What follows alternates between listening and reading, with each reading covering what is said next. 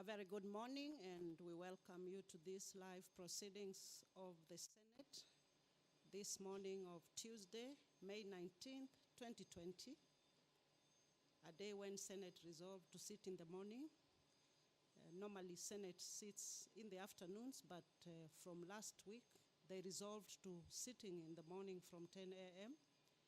Remember, the calendar of Parliament has changed greatly because of the new the pandemic and other considerations of the House sittings. And indeed, there is a sitting this morning at 10 a.m. And on the order paper, there's several business, including the Pandemic Response and Management Bill, Senate Bill number 6 of 2020, which will be going through its second reading. And it was tabled on the floor of the House by the chairperson, Ad Hoc Committee on COVID-19 Situation in Kenya. This debate was interrupted last week on Tuesday. We shall also be having the Circle Societies Amendment Bill, National Assembly Bill number 1 of 2018, which will be tabled on the floor of the House by the Senate Majority Leader. Remember last week, the Senate made changes on the leadership of the House, and today the Senate Majority Leader, Honorable Samuel Pogisho, will be bringing up this on the floor of the House. We shall have the Statutes Law, Miscellaneous Amendments, number 2, Bill of National Assembly, Bill number 13 of 2018, and this will be a debate which will resume, and it had been interrupted on Wednesday, 4th December 2019. Later on, there will be a motion, the 4th and 5th progress reports of the Ad Hoc Committee on COVID-19 Situation in Kenya, again by the chairperson, Ad Hoc Committee on COVID-19 Situation in Kenya. The Senate chamber still bare. Senators are yet to come in. Remember, with this pandemic, there were arrangements that were made to have few senators sitting in the chamber, a number of 28, to allow a debate, because normally a quorum in the Senate requires just 15 senators, but the Senate leadership has made, the Senate has made arrangements for at least 28 senators to come into the chamber to discuss business. The National Drought Management Authority Amendment Bill, National Assembly Bill number 26 of 2019, will also come on for the second reading. And later on, the Reproductive Health Care Bill, Senate Bill number 23 of 2019, will also come in as a second reading. This is by Senator Susan Kihika, MP. The Wildlife Conservation and Management Amendment Bill, Senate Bill number 24, will also come in for the second reading by Senator John S. Maruma, MP. Preparations are going on the floor of the House in readiness for senators to come in to take up the business of the day. And if time allows, later on, there will be the Law of Succession Amendment Bill, Senate Bill number 1 of 2020. There is other business also that senators will be engaging on, including statements. Several senators have asked for statements which may be presented on the floor of the House, including that one of nominated Senator Abshiro Halake, MP. She'll make a statement on the marginalization of the Muslim population with regards to access to finances given to micro, small and medium enterprises, MSMEs, women, youth, and persons with disability by government institutions. There is also another statement by the Senator for Trans Nzoia County, Dr. Mike Ombito. He will be making a statement concerning misleading information in the media concerning coronavirus. As the clock ticks away now, making his way into the chamber, is the Speaker of the Senate, Honorable Kenneth Makelo Lusaka. He will be deliberating on the business of the House this morning. Welcome to this live broadcast brought to you by PBU KBC live from Parliament. It's time for prayers. Let us pray. Almighty God, we beseech you to behold with your abundant favor and blessings as your servants whom you have been pleased to call to leadership positions in this republic. We seek guidance to treat and consider all matters that shall come under our deliberation in so just and faithful a manner as to advance the peace, prosperity, and welfare of our country and of those whose interests you have committed to our charge. Amen.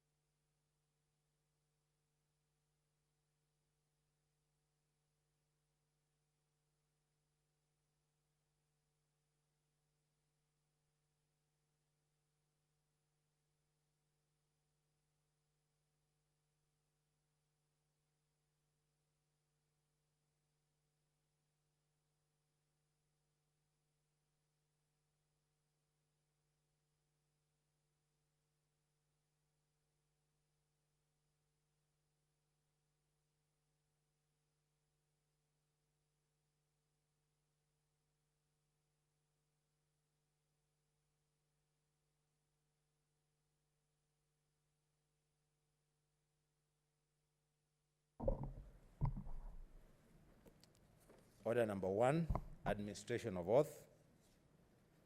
Order number 2, communication from the chair.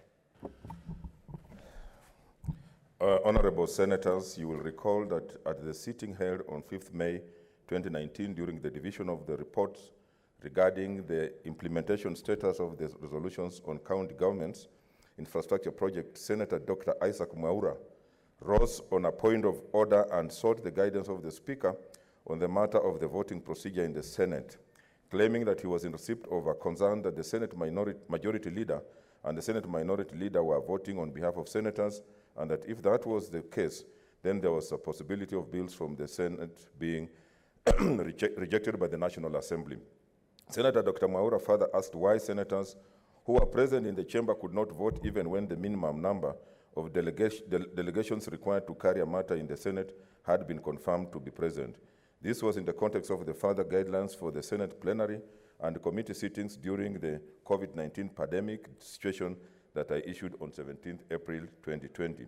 The guidelines provide as follows. 1, on a day when a plenary sitting is scheduled to be held, in order to facilitate the smooth processing of legislative business that is before the Senate, in addition to the senators designated by the Senate Majority Leader and the Senate Minority Leader as attending the Senate sitting, in the Senate plenary chamber, a senator shall be considered and reckoned to have attended and to be present during the sitting if the senator A has come to the precincts of Parliament for purposes of the sitting, B is at the Senate's office within the precincts of Parliament, and C has been recorded and certified by the clerk to be present in terms of subparagraph A and B. Whenever a vote is to be taken on a matter concerning counties, the vote shall be by roll call, and in addition to the senators who are physically present in the Senate plenary chamber, a senator who is present at a sitting in terms of paragraph 1 shall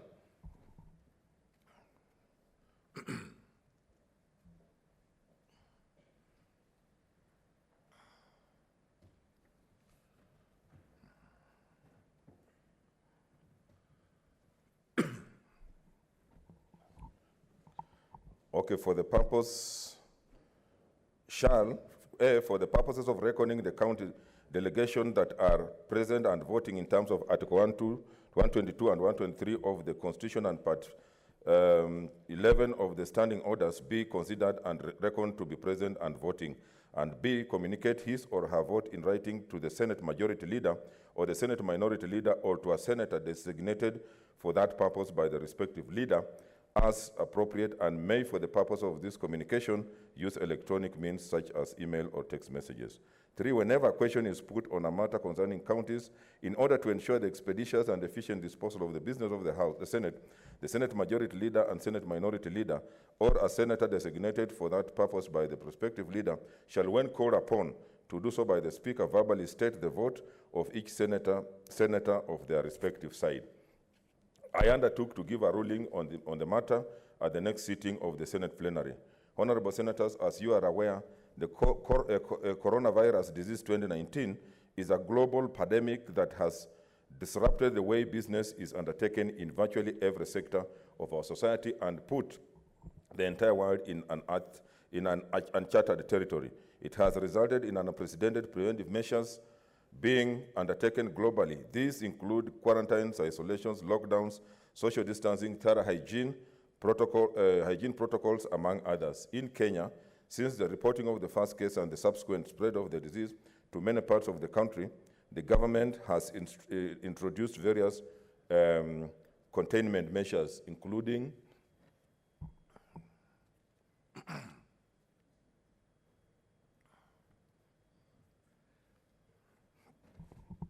advising members of the public to maintain basic hygiene, 2, requiring the people maintain social distancing, 3, recommending that employees who are not in essential services be allowed to work from home, 4, imposition of a daily curfew from 7 p.m. to 5 a.m., 5, restriction of travel into and out of the Nairobi metropolitan area and the counties of Kwale, Mombasa, and Kilifi, and 6, restriction of movement in certain parts of Nairobi and Mombasa.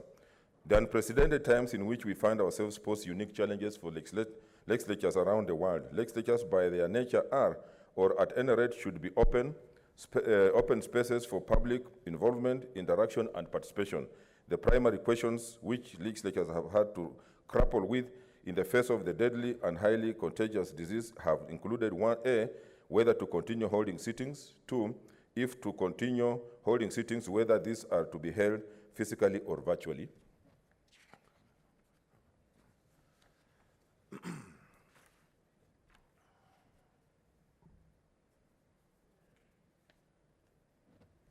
C, if to meet physically, how to ensure that the appropriate protocols relating to personal protection, protective equipment, hygiene, and social distancing are observed.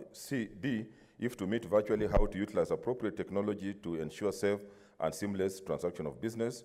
E, the frequency of meetings and the nature of business is to be transacted. F, how to protect and sanctify sanctity of each legislative vote. In our parliament, to allow for the continuation of parliamentary business within the Kenya's COVID-19 containment guidelines, on 13th March 2020, at the outset of the pandemic, jointly with my brother, the Speaker of the National Assembly, we issued a set of guidelines to all members of parliament and staff of parliament, as no two legislatures or even two chambers of the same legislature are exactly the same in their circumstances. Thereafter, on 2nd April 2020, the Speaker of the National Assembly issued further guidelines for the conduct of business in the National Assembly, and on 17th April 2020, I issued further guidelines to all senators and staff of the Senate, which contain the voting guidelines that are subject matter of this ruling. How each Parliament of House or House of Parliament response to COVID-19 situation has depended on a multiplicity of factors, including the Constitution and the law of the country, the mandate of the different houses, the prevailing public health situation in the country, containment measures imposed by the executive arm, the number of legislators, and available infrastructure. Speakers or presiding officers of legislatures have had to, in the first instance, take leadership, acting as agents of necessity to offer practical and pragmatic interim solutions to enable the continuity of business until the full legislative body, through its appropriate organs, can define the way forward. For jurisdictions such as ours, the versatility of Standing Order Number 1 or its equivalent have been powerfully manifested. Standing Order Number 1 was clearly designed to ensure that no situation arises where the business of Parliament stalls or its conduct is rendered impractical for the reasons only that a situation was never envisaged or contemplated, and accordingly no express provision was made in the standing orders on how Parliament would proceed in such event.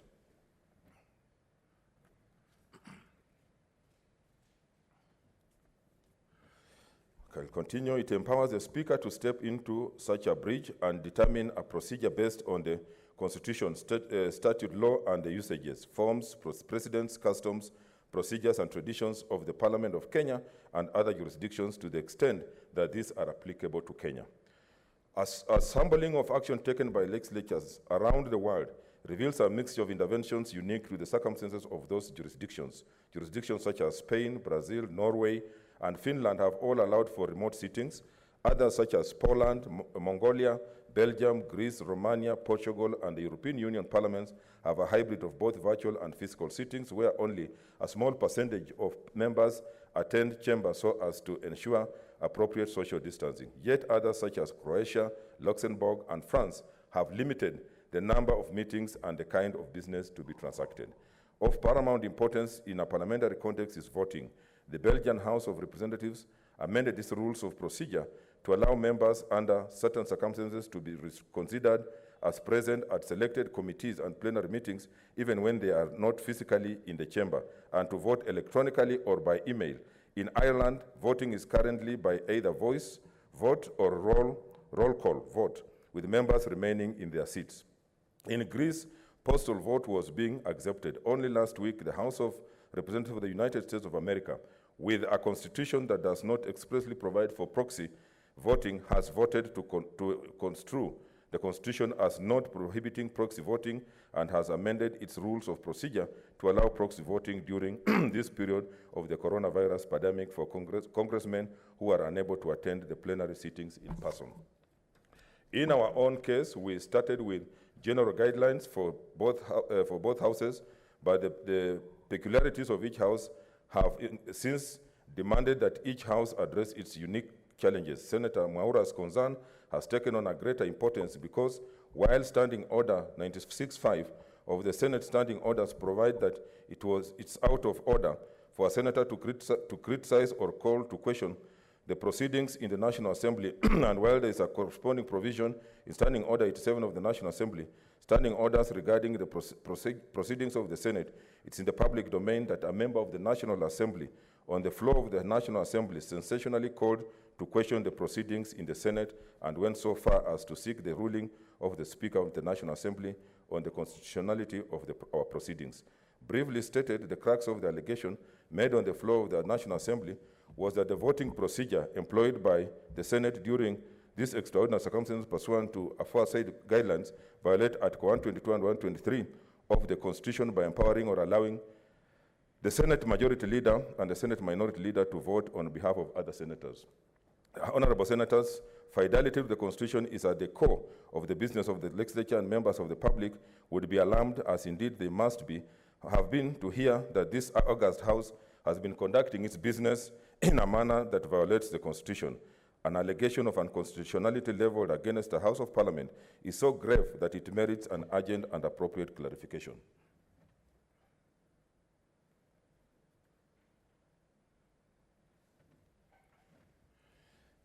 In making this clarification, it is important to recite the following key differences between the Senate and the National Assembly, both under the current COVID-19 situation, but also generally under the Constitution and the laws. A, under the current situation, the Senate chamber has been cleared by the health authorities to only accommodate 28 senators, while the National Assembly chamber is allowed to accommodate 53 members. With the 53 members in the chamber, the National Assembly can transact virtually any business save for amending the Constitution or other business requiring fixed majority. The Senate, on the other hand, requires at least 24 county delegations in the chamber to vote on matters that concern counties and cannot vote on any contested matter with only 28 senators. Even if the 28 available slots in the Senate are allocated only to heads of delegation, it would mean that all of 19 county delegations and the special elected senators who represent persons with disabilities, women, and the youth would be left out of the proceedings. This is further complicated by the need to maintain party proportions in the chamber. Ordinarily, voting in the Senate is electronic, while voting in the National Assembly is by acclamation. With the COVID-19 situation, while the voice vote is unaffected, electronic voting in our chamber has not been recommended because of a number of factors, including the so-called assisted voters who have to come to the clerk's desk to vote, and the paperwork entailed in the printouts of the results. In any case, the electronic voting provided for in the Senate standing orders is predicated on physical presence in the chamber and would not therefore solve the problem of the limitation of numbers permitted in the chamber. Thus, while the National Assembly did not have to change its method of voting, the Senate had to resort to the roll call method of voting. And if at the time of issuance of the guidelines, the Senate had resolved to hold only one sitting in a week between hours of 2:30 p.m. and 4:30 p.m., and therefore it was important to transact business in the most efficient manner and in 2 hours available. All the foregoing notwithstanding, did the Senate therefore resort to allowing or empowering the Senate Majority Leader and Minority Leader to vote on behalf of the senators? The answer is an emphatic and resounding no. Honorable Senators, Article 122.1 of the Constitution provides that except as otherwise provided in the Constitution, any question proposed for decision in either House of Parliament shall be determined by a majority of the members in the House and present and voting. Article 123.4 provides that except as provided otherwise in the Constitution, in any matter in the Senate affecting counties, each county delegation shall have one vote to be cast on behalf of the county by the head of the county delegation, or in the absence of the head of the delegation, by any other member of the delegation designated by the head of the delegation. Article 2591 of the Constitution requires that the Constitution be interpreted in a manner that promotes its purposes, values, and principles, advance the rule of law and the human rights and fundamental freedoms in the Bill of Rights, permit the development of the law, and continue to good governance. In addition, Article 2593 of the Constitution provides that every provision of the Constitution shall be construed according to the doctrine of interpretation that the law is always speaking.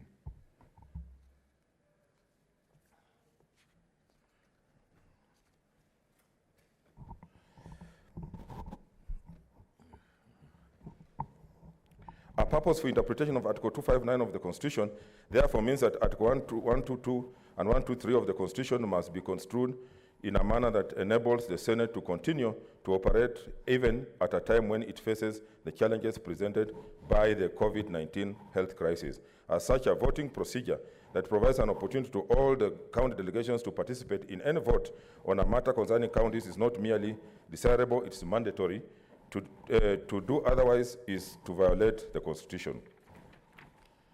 The guidelines that were issued on 17th April were introduced to ensure efficiency in the roll call method and for better time management in the chamber, as well as to ensure that county delegations have an equal opportunity of voting on matters concerning counties whether they made it in the list of the 28 senators designated to sit in the chamber or not. This was achieved firstly by construing the term present and voting as used in the Constitution to mean not just the senators sitting in the chamber, but also those others within the designated places in the precincts of Parliament that were deemed to be part of the extended Senate chamber. And secondly, by allowing the votes once cast by the senators themselves to be communicated at once by the respective leaders during the roll call, instead of each senator in the chamber standing to answer the roll call and the votes of those outside the chamber being communicated by a different medium. Those who had alleged that some senators are voting on behalf of others have misconstrued how voting on matters affecting counties has been taking place. The guidelines make it clear that the vote is cast by each senator, but communicated to the Senate by the leaders. No senator's right to vote as they choose to is taken away. It cannot be taken away. No senator has delegated their right to vote as they choose the majority or minority leader to exercise the right on their behalf. Our Constitution does not permit this.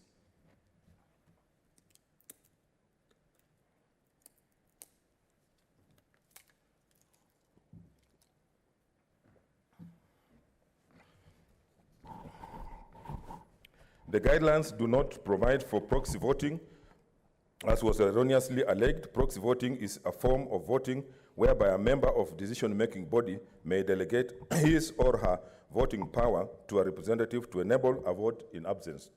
It clearly cannot be a proxy vote where the voters are present and where they furthermore cast their votes themselves. The correct analogy is really that the majority leader and the minority leader are tellers to present the tally of the votes cast by the senators on their respective sides. As pointed out earlier in this ruling, all jurisdictions are having to adapt and innovate are having to adapt and innovate. In jurisdictions where virtual sittings have been adopted, for instance, new meaning has been given to the term present. For instance, for the first time in the AU Parliament's 62 years history, in the month of March, members who usually vote by raising their hands in plenary or by pushing a button on their desks voted by email from their home countries. We are no exception.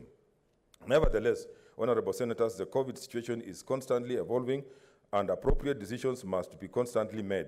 In our case, we have now not only extended the sitting hours by reverting to the usual adjournment at 6:30 p.m. on Tuesdays, but we have resolved to be sitting on Tuesday mornings. This has injected a further 4.5 hours sitting time in each week and eased the pressure on our procedures. It will therefore be possible to conduct the full roll call in the chamber for the senators present in the chamber, while we must continue to accommodate senators who attend the sittings but cannot be present outside the chambers.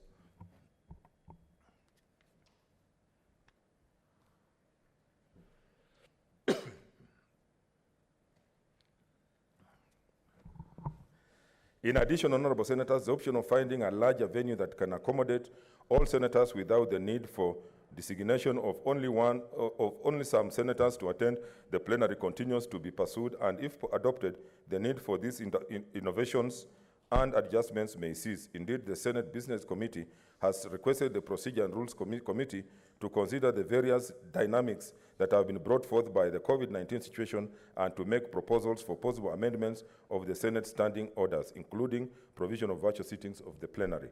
Honorable senators, in conclusion, I wish to reiterate that the Senate will always be bound by and act in accordance with the Constitution and the laws of this country. This is the oath that all of us in the House have undertaken. I thank you. Leader of majority. Okay.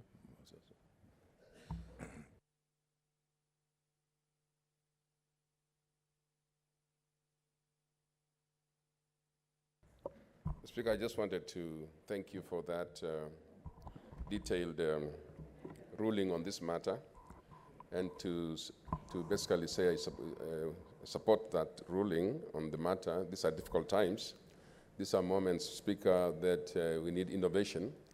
But I suspect, Mr. Speaker, that there will be more questions on other details about how we for example, include that presence, those places where we are calling from or sending messages from, to be parts and parcels of the precincts of Parliament, or how we make it look like we are actually within Parliament when we are away. And so as we think about the detailed aspect of how we're going to be voting under these circumstances, Speaker, I suspect that we might need to do more consultations.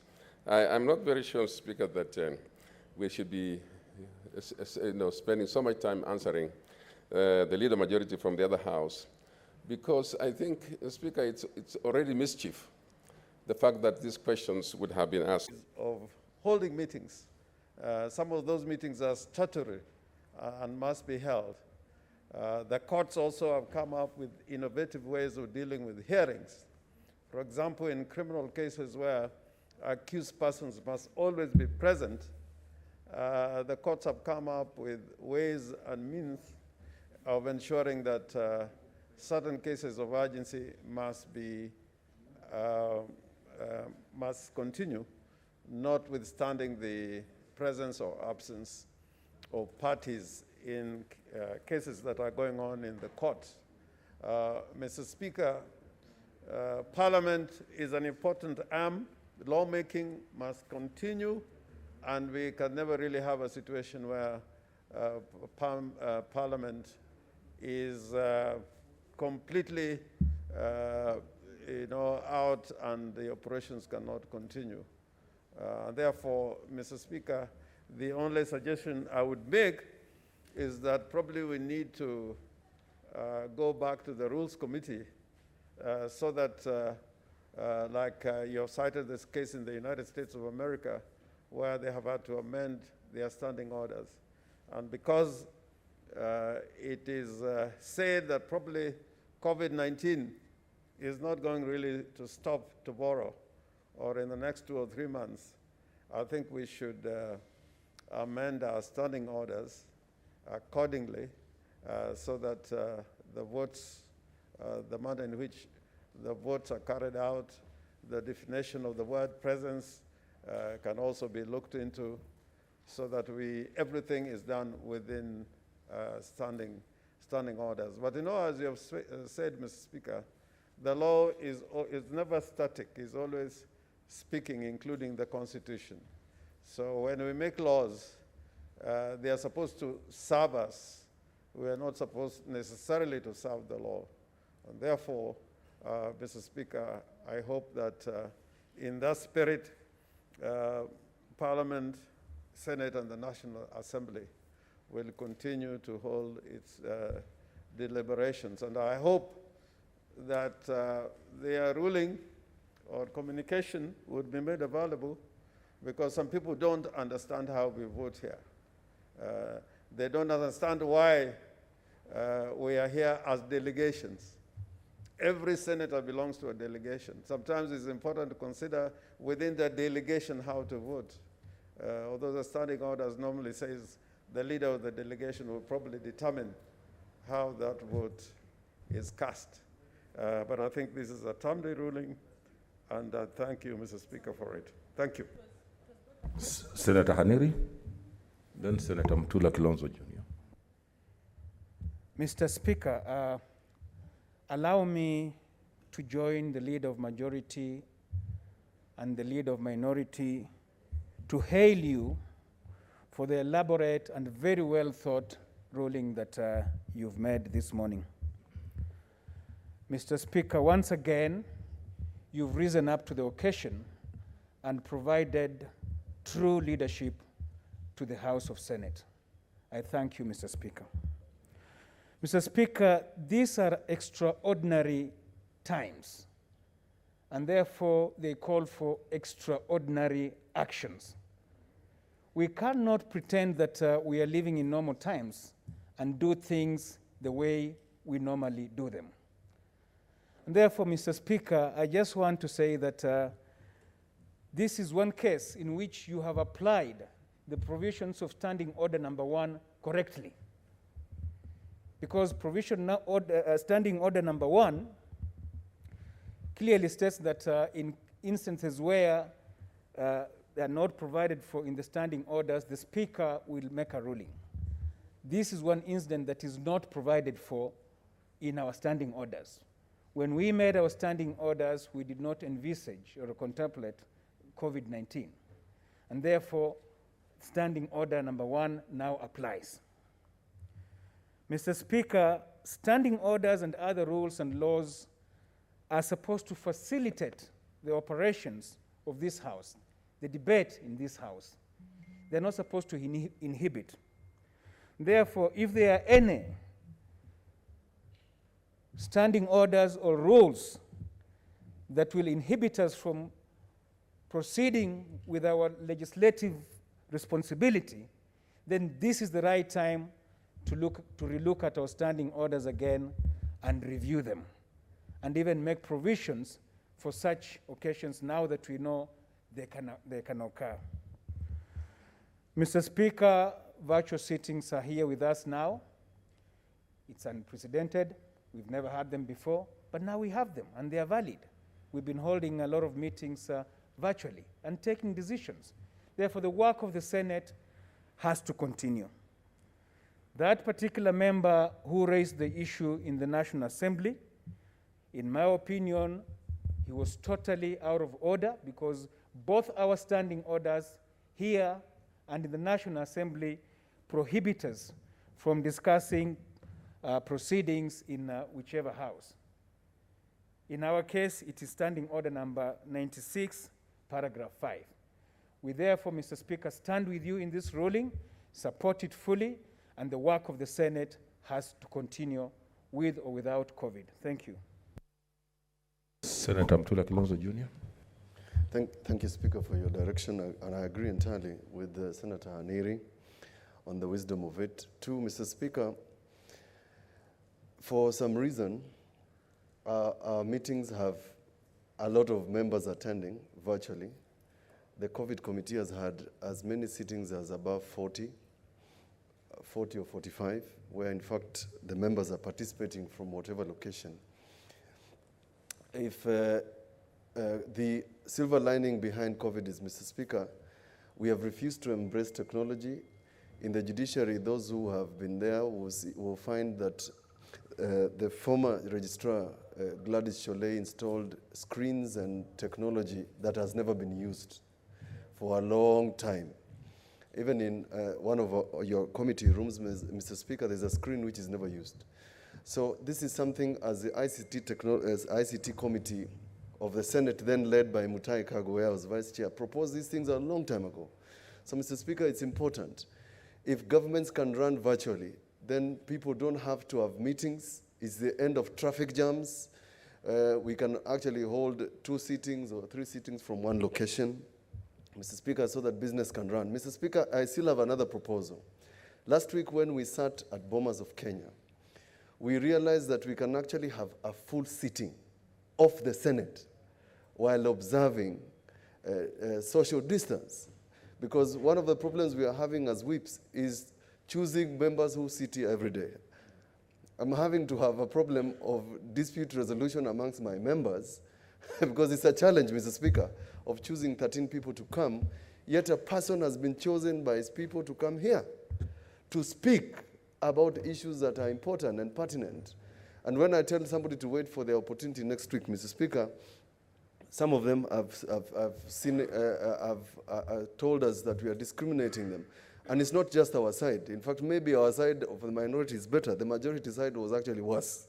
And I remember Senator Abdullahi complaining loudly in one of our platforms. So, Mr. Speaker, the amendment of the standing orders is important.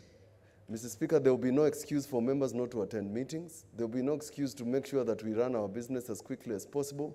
In fact, Mr. Speaker, it is an anathema to have a technology of an iPad sitting here and you leave it here. The idea of having technology, Mr. Speaker, is to carry it where you are. I should stop my car like I did yesterday and we conduct a meeting using this same iPad that you have installed in the Senate. Thank you, Mr. Speaker. So as we embrace technology, Mr. Speaker, find a way that we can sign our reports electronically, find a way where we can have these gadgets also, where we can visit the business of the Senate virtually, not when we're in the House, even when you're in Makueni, like we had a meeting yesterday, and the Senator of Nyamira had a Zoom meeting while he was at home in Nyamira. Thank you, Mr. Speaker. Senator Wambua, then Senator Mazayo. I thank you, Mr. Speaker, for this opportunity to join my colleagues in hailing you really for the decision and the direction that you've given in regard to voting on the floor of this chamber. Mr. Speaker, I want to begin by saying that COVID-19 has brought about monumental changes in the way business is transacted in this country, in this region, in the entire world. The Speaker, the other day I saw presidents of the East African community holding a virtual meeting and making very strong recommendations on way forward. The fact that the decision was made virtually does not make it any less of a decision of the summit. Mr. Speaker, in our own committees, we are holding virtual meetings. We are interrogating cabinet secretaries. We are making recommendations. And we are making serious progress, Mr. Speaker, through the internet. Mr. Speaker, for the avoidance of doubt, Mr. Speaker, all of us are being called upon to innovate around the challenges brought about by COVID-19. Those who choose to stick to the old ways of doing things, the Speaker, at such a time as this, they will definitely sink. But those of us who choose to innovate around this pandemic will definitely stay afloat. Mr. Speaker, you have done well to guide us on how to vote through our delegations. And Mr. Speaker, we will stand guided. Those who have this mentality of expecting that they will sit back and wait for things to return to normal before they can begin transacting business, maybe by the time that they wish that would happen, there will be no business to transact. Mr. Speaker, I thank you for your guidance. Senator Mazayo, then Senator Farihia, and then Abshiro.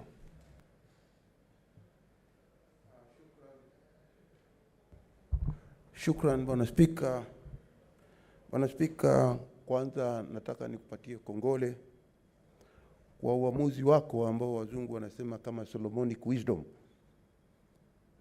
kuweza kutoa uamuzi wa vile ambavyo tunaweza kutenda kazi ndani ya bunge la Senate kwa wakati huu mgumu sana.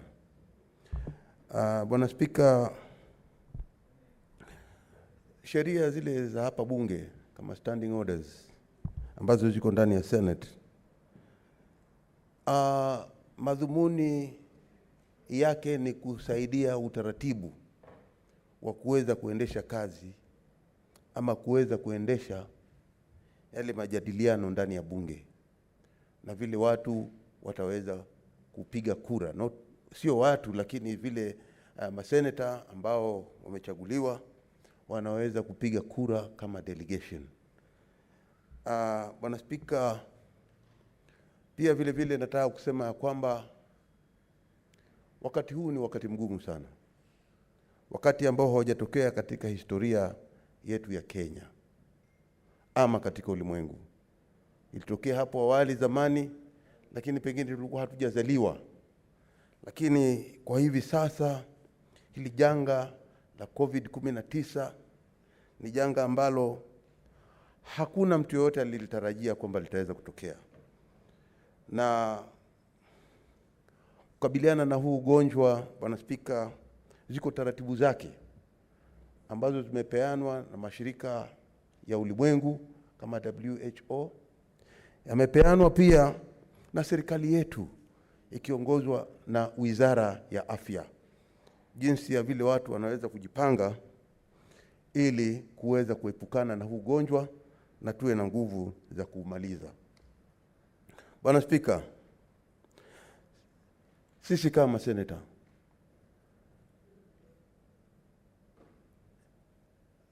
ni jambo jema vile ambavyo tumeona kwamba kuna udhaifu kidogo kwa hali ya vile watu wanapiga kura, na ni vizuri kwamba umefafanua uwazi kabisa katika shughuli zile za uendeshaji kazi hapa ndani ya bunge.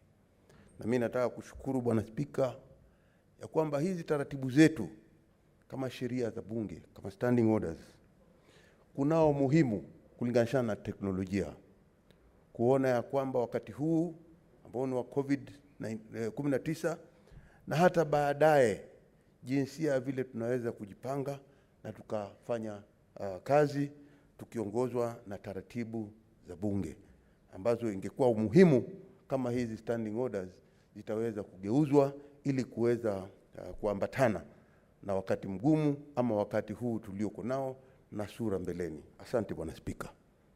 Senator Farihia, then Senator Abshiro, then Senator Kinywa.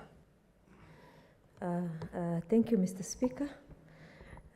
This being my first time to speak after being elected by Jubilee senators as the Deputy Majority Whip, I wish to thank them for their decision, and I wish to tell them that I will live to their expectation.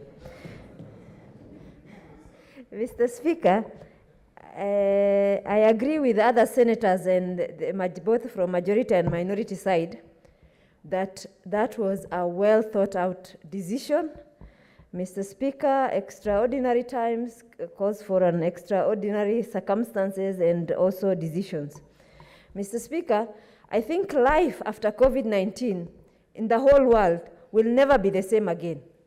I think after this, people should take an advantage of this now new technology and ICT to ensure that even your university of choice, even wherever it is in the world, including the Oxfords, the Harvards, and our Nairobi University, should be able to conduct virtual training so that people don't have to travel all the way to spend accommodation and other unnecessary costs to ensure that they are in the location of those universities. Mr. Speaker, with COVID-19, I think even in terms of the world emissions have even drastically reduced because airplanes are not flying anymore, but somehow we are still surviving. And I think the environment is breathing. And therefore, I think there is, in our setup as senators, I think we should not be left out of that technology. We should be able to transact our business technologically, like the other members have said. And Mr. Speaker, I think a House must be able to, because we are called upon to come and make decisions on behalf of Kenyans, and therefore we must be there to do just that. And finally, Mr. Speaker, I wish to thank His Excellency President Uhuru Muigai Kenyatta for accepting us as the leaders of this House. I thank you, Mr. Speaker. Senator Abshiro. Thank you very much, Mr. Speaker. Let me also add my voice to congratulating the new leadership of the House. I know they embody unity, and we look forward to working with them. They are up to the task, and they are the best that we have. Mr. Speaker, also allow me to congratulate you on your really progressive ruling this morning. As usual, you've done us proud by making sure that we're not left out and are not out of touch. Mr. Speaker, anybody questioning anyone that is using virtual meetings or virtual voting is not only out of touch, but also out of order. Mr. Speaker, the new normal is low touch. The new normal is virtual. The new normal is minimal footprint. So I think this House is on the right path. And as Vice Chairperson of the ICT Committee, I look forward to working with you to actually look at even further measures that use technology to ensure that Senate is more dynamic, is more progressive, and will continue to use new technology in this new normal, Mr. Speaker. Mr. Speaker, we applaud your decisions. We make sure that if there's any legislative and other policy measures that's going to make us put this in law, we'll do that. So I congratulate you and look forward to working with you to ensure that this becomes a reality and becomes the new way we do business. I thank you. Senator Kinyo, and finally Senator Professor Ongeri, that we are able to... Asante sana Bwana Spika kwa kunipa fursa hii. Nataka kuungana na wenzangu kupongeza uamuzi wako ambao ni wa busara, kwa kuwa ni ukweli ni mpaka, kwa sababu janga liko nasi, janga la COVID-19, ni mpaka tukubali ya kwamba tukumbatie teknolojia, na teknolojia ndio itaweza kutusaidia wakati huu mgumu wa kuendelea na maisha yetu. Lakini nimemsikiza Senator wa Makueni, Senator Mtula Kilonzo, akisema ya kwamba ni vizuri tutafute sehemu ambayo tunaweza tukatoshea maseneta wote. Lakini nikamsikiza nikaona ni kama anaongea mambo mawili katika muda mmoja. Akasema ya kwamba tukumbatie teknolojia, tena mwenyewe akasema ya kwamba tutafute sehemu ambayo maseneta wote watakayotoshea.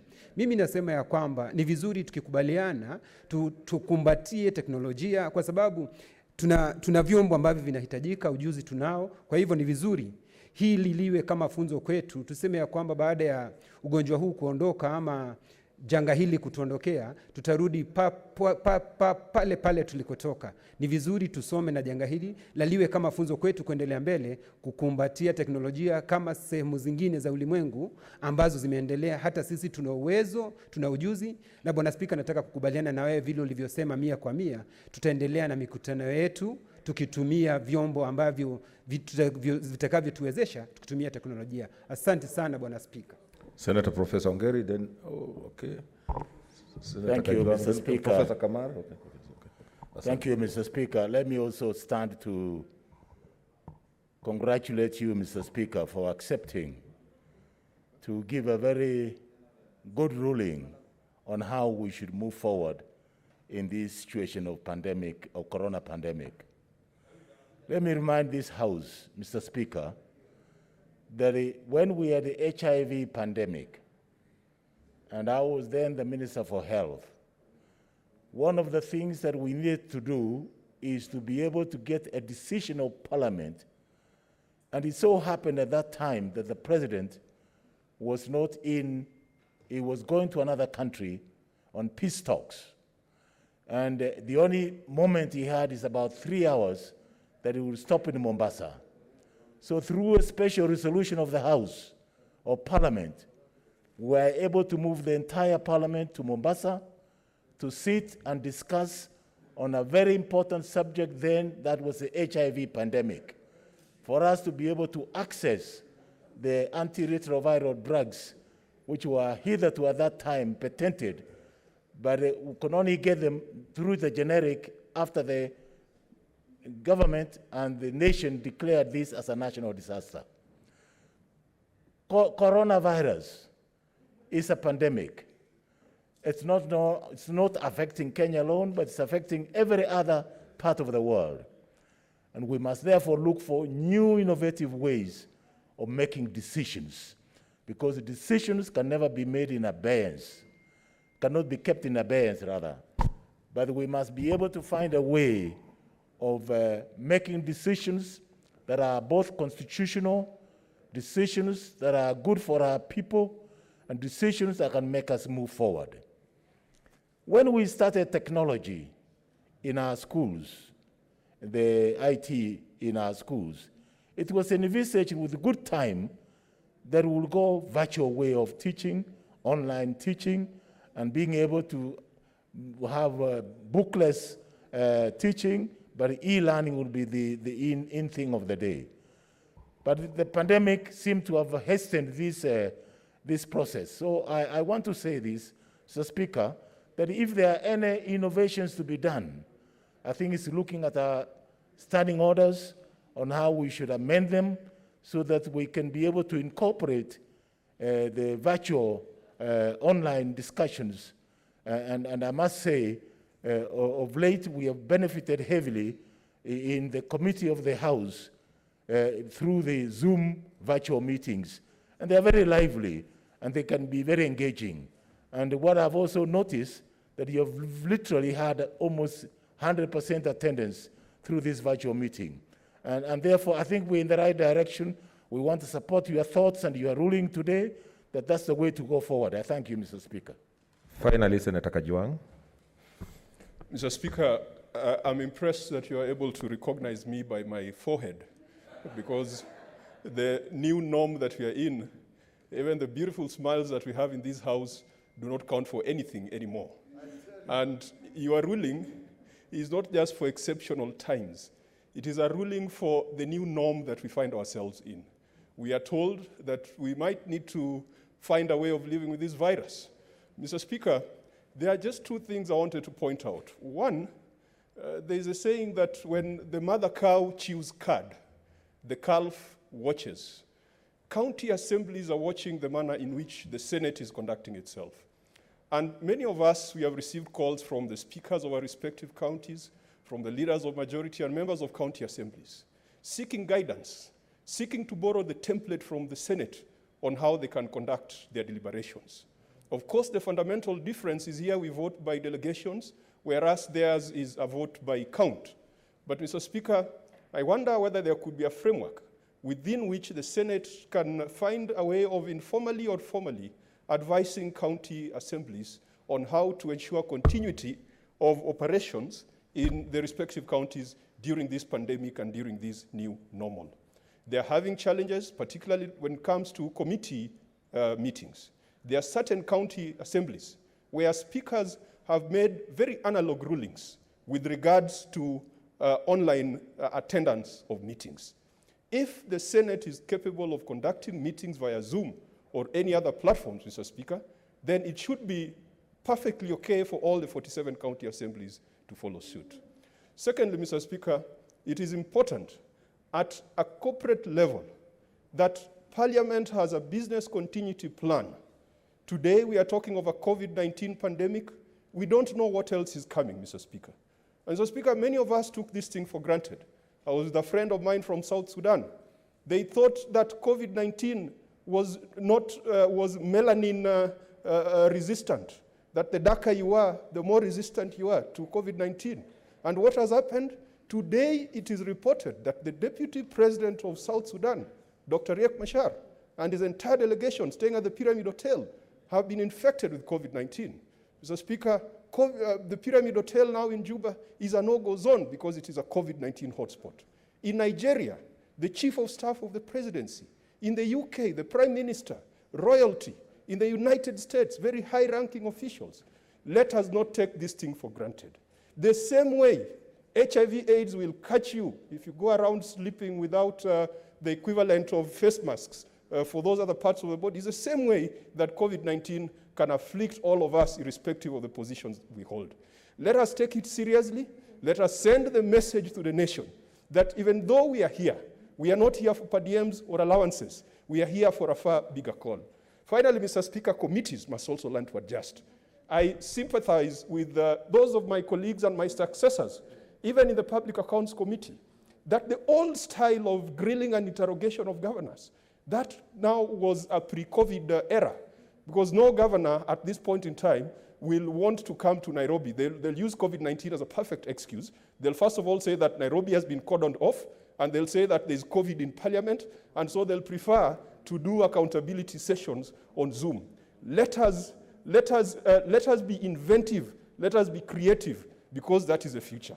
International travel, no one is going to travel anymore. So, Mr. Speaker, I support your ruling, but let it not just be a ruling for a short term.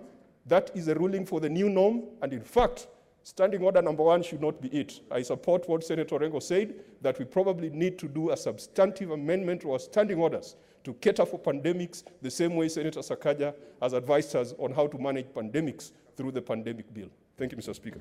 Finally, Senator Kamar.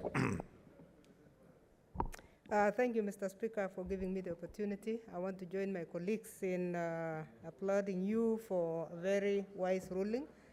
This is the new norm. We cannot run away from this. We have had a very good 2 sessions in the Education Committee, one of which I actually undertook from my own farm, and we had a very successful meeting. Not only successful, but we also managed to have the highest quorum we have had ever since this term started. So it brings a lot of success.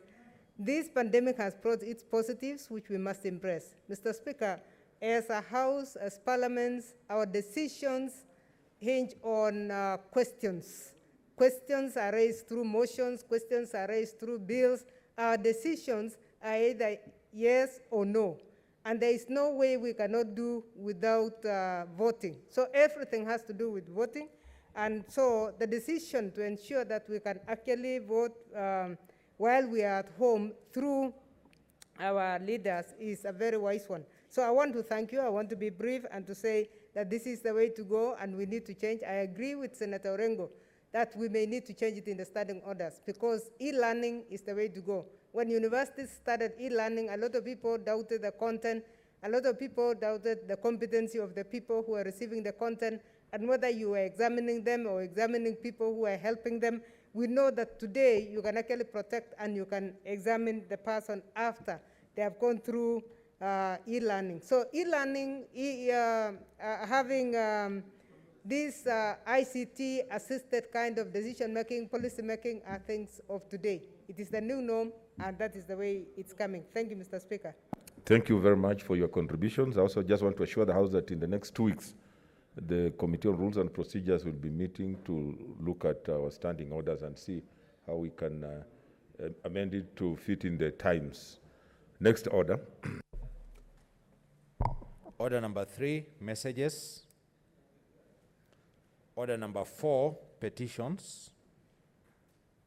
Order number 5, papers. Leader of majority. Mr. Speaker, sir, I beg to lay the following papers on the table of the Senate today, Tuesday, 19th May 2020. 1, Circle Society Specified Non-Deposit Taking Business Regulations 2020, the Traffic or Driving Schools, Driving Instructors and Driving Licenses Rules 2020. 3, the Public Health COVID-19 Restriction of Movement of Persons and Related Measures, Dadaab Refugee Complex and Kakuma Refugee Camp Order 2020. 4, the Public Health COVID-19 Restrictions of Movement of Persons and Related Measures, Mandera County Order 2020. 6, the Public Health COVID-19 Restriction of Movement of Persons and Related Measures, Kilifi County Extension Order 2020. Number 7, the Public Health COVID-19 Restriction of Movement of Persons and Related Measures, Kwale County Extension Order 2020. Number 8, the Public Health COVID-19 Restriction of Movement of Persons and Related Measures, Nairobi Metropolitan Extension Order 2020. 9, the Commission on Administrative Justice, Office of the Ombudsman, biannual report for the period January to June 2019. And 10, the Commission on Administrative Justice, Office of the Ombudsman, biannual report for the period July to December 2019. Thank you, Mr. Speaker. Next order.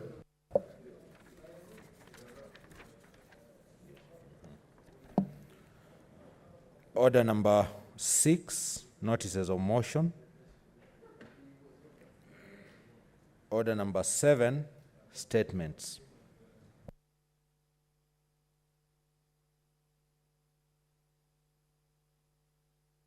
Senator Abshiro.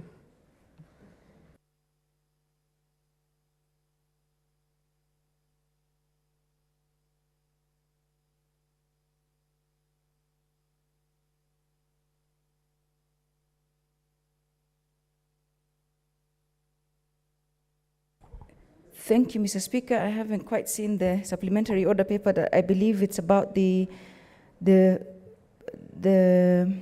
statement on marginalization of the community, the Muslim community, with regards to access to. Fantastic. Thank you, Mr. Speaker.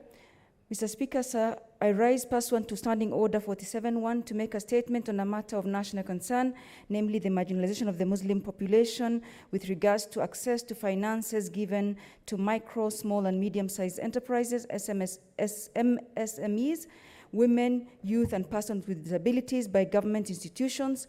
Mr. Speaker, the Uwezo Fund, Women Enterprise Fund, Youth Fund, Kenya Industrial Estates Loans, Industrial Development Bank, Capital Loans, and Industrial and Commercial Development Corporation loans are aimed at enabling women, youth, and persons with disability in this country to access finances and affordable credit with a view to promoting or supporting them to start businesses for wealth and employment creation. Additionally, the government announced that the youth, women, persons with disabilities, and MSMEs would soon be able to access cheap business loans from the government.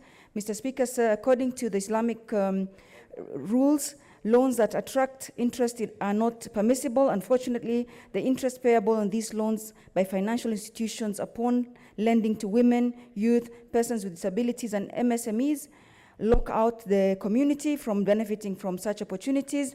Article 27 of the Constitution under Section 4 and 5 imposes an obligation on the state and every state organ not to discriminate directly or indirectly against any person or on any ground, including race, sex, pregnancy, marital status, health status, ethnic or social origin, color, age, disability or religion, conscience, belief, culture, dress, language, or birth. Mr. Speaker, sir, if commercial banks with their profit orientation and thinking have managed to create certain interest-free products targeting the community, taxpayer-funded financial institutions too should take a cue and be able to design some favorable terms and conditions that would be extended, that would extend similar courtesies to the community and for these categories. I therefore urge that measures be put in place to ensure that the Muslim community is not discriminated against, but instead considered and accommodated to enable them to benefit from these taxpayers' funds, to which they are also a significant contributor, Mr. Speaker. I rest my case, and I thank you. Senator Michael Mbito.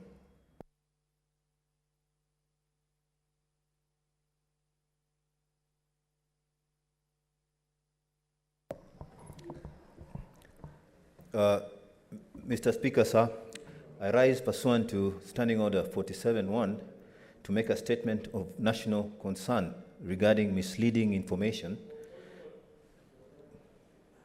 What's your point of order, Senator Kajwang? Mr. Speaker, Senator Abshiro's statement raises very fundamental questions afflicting close to 10% of the population of this nation. Would it be in order if there's very serious concerns are committed to the relevant committee so that a committee can look at these issues and probably advise the House and advise the nation on how to include the Muslim population? Could there be a call for action by dedicating it to a relevant committee?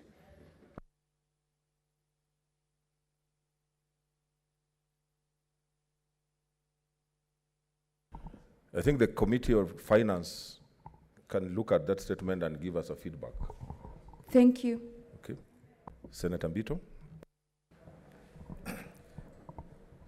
Mr. Speaker, sir, I rise pursuant to Standing Order 47-1 to make a statement of national concern regarding misleading information that has been making the rounds on social media since the first coronavirus case was confirmed in Kenya. Purveyors of the lies, for whatever reason, find it convenient to disseminate data that they know is inadequately verified, exaggerated, and ardently written. This is dangerous and can lead to unnecessary panic and anxiety. It has been more than 3 months since the novel strain of coronavirus popped up in Wuhan, China, and proceeded to spread to various countries across the world. As a virus spreads, panic-raising information has continued to be propagated throughout the social media, forcing technology platforms to grapple with what the WHO is calling infodemic. Mr. Speaker, sir, with more and more people searching online for information about the coronavirus pandemic, they easily encounter a barrage of misleading and potentially dangerous, harmful information, which WHO has warned that this information about the coronavirus has caused unnecessary stigmatization, discrimination across the world. Most of the posts provide a series of supposed tips about the virus, such as wrongly instructing people to hold their breath to gauge whether they have been infected, and falsely suggesting that water, lemon, and even alcohol consumption can kill the virus. Mr. Speaker, sir, in Kenya, a person who publishes false and misleading information is liable upon conviction to a fine not exceeding 5 million or 2 years imprisonment, or both, under the Computer Misuse and Cybercrimes Act of 2018. There is an overriding need for the government to remind the general public of the existence of this law and to employ its law enforcement agencies whenever there is a breach. Finally, Mr. Speaker, the government must continue to educate the public on this pandemic and steps to be taken to be safe from it. The public, as well, must follow the measures put in place by the government and note other news from the social media as regards the novel coronavirus. I thank you, Mr. Speaker. Senator Professor Ongeri. Thank you, Mr. Speaker. I rise to compliment the Chair of Health for a very timely statement. One of the most worrying things is when you see a very prolific presentation of various versions of coronavirus in the social media, and even in some of the scientific papers, whether they are scientific fictions or scientific papers per se. One of the worries that worries me right now, Mr. Speaker, is the interpretation of what a pandemic is and what it can cause to society. There is no doubt whatsoever, Mr. Speaker, that the coronavirus has ravaged quite a number of nations, starting from China, to Italy, to Britain, to Germany, to Russia, and the United States of America itself. People who say they have the highest level of technology. One area that requires clarification, Mr. Speaker, and I think the Chair of Health ought to seek that clarification from the Ministry of Health and the COVID-19 emergency team, and particularly KEMRI, is the efficacy of the testing kit. Because there are claims even from our neighbors that there are certain kits that give false positives. And that can be extremely misleading in terms of assessing the pandemic toll or the pandemic heaviness. And therefore, my contribution to this statement is that could they clarify openly what the efficacy of the testing kits are and what level they can be trusted when they are saying positive and negative results. It's important for this nation to be able to know. However, the bottom line, Mr. Speaker, is that coronavirus does exist. It can cause very miserable end times, and therefore we need to observe the regulations put by the World Health Organization. And by the way, World Health Organization has a plethora of scientists who are able to look through the problem before they can declare it a national pandemic. With those few clarifications, I think this nation should be well off on the road to combating the coronavirus the way they are doing it at the moment. I thank you, Mr. Speaker. Thank you, Senator Milgo. Thank you, Mr. Speaker. I also rise to support this statement on misleading information about the corona pandemic. And I want to say, Mr. Speaker, unless issues of misleading information is checked, the spread of coronavirus will continue. Because in most places, we've realized that people are imagining that coronavirus will affect certain groups of people, or they are in certain towns, not in the villages. And in this case, people then to ignore the instructions from the Ministry of Health and the World Health Organization in terms of how to take care of themselves. Very many misleading information, Mr. Speaker, unless stern action is taken. I stated in Article 16.1 that anybody conveying misleading information must be taken, in this case, brought to account. In this case, what happens is that it will even cause more problems even to the sick people. Right now, we have a lot of people having varied information, even on those people who have had corona and got healed, Mr. Speaker.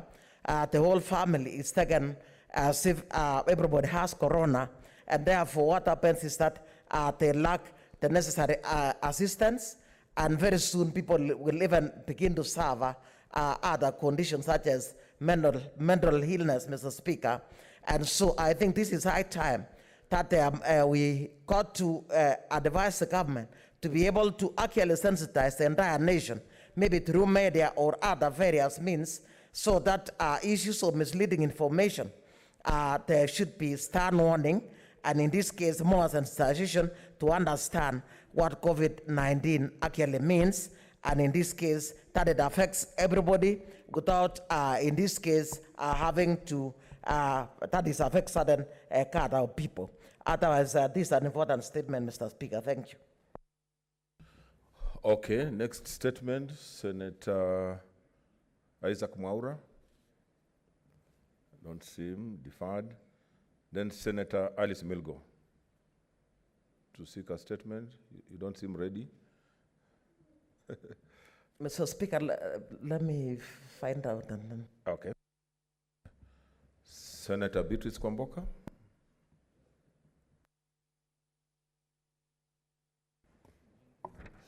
Thank you, Mr. Speaker. I rise pursuant to Standing Order 48.1 to seek a statement from the Standing Committee on Education regarding the status of education in Kenya following the outbreak of the COVID-19 pandemic that has led to closure of schools and other institutions of learning.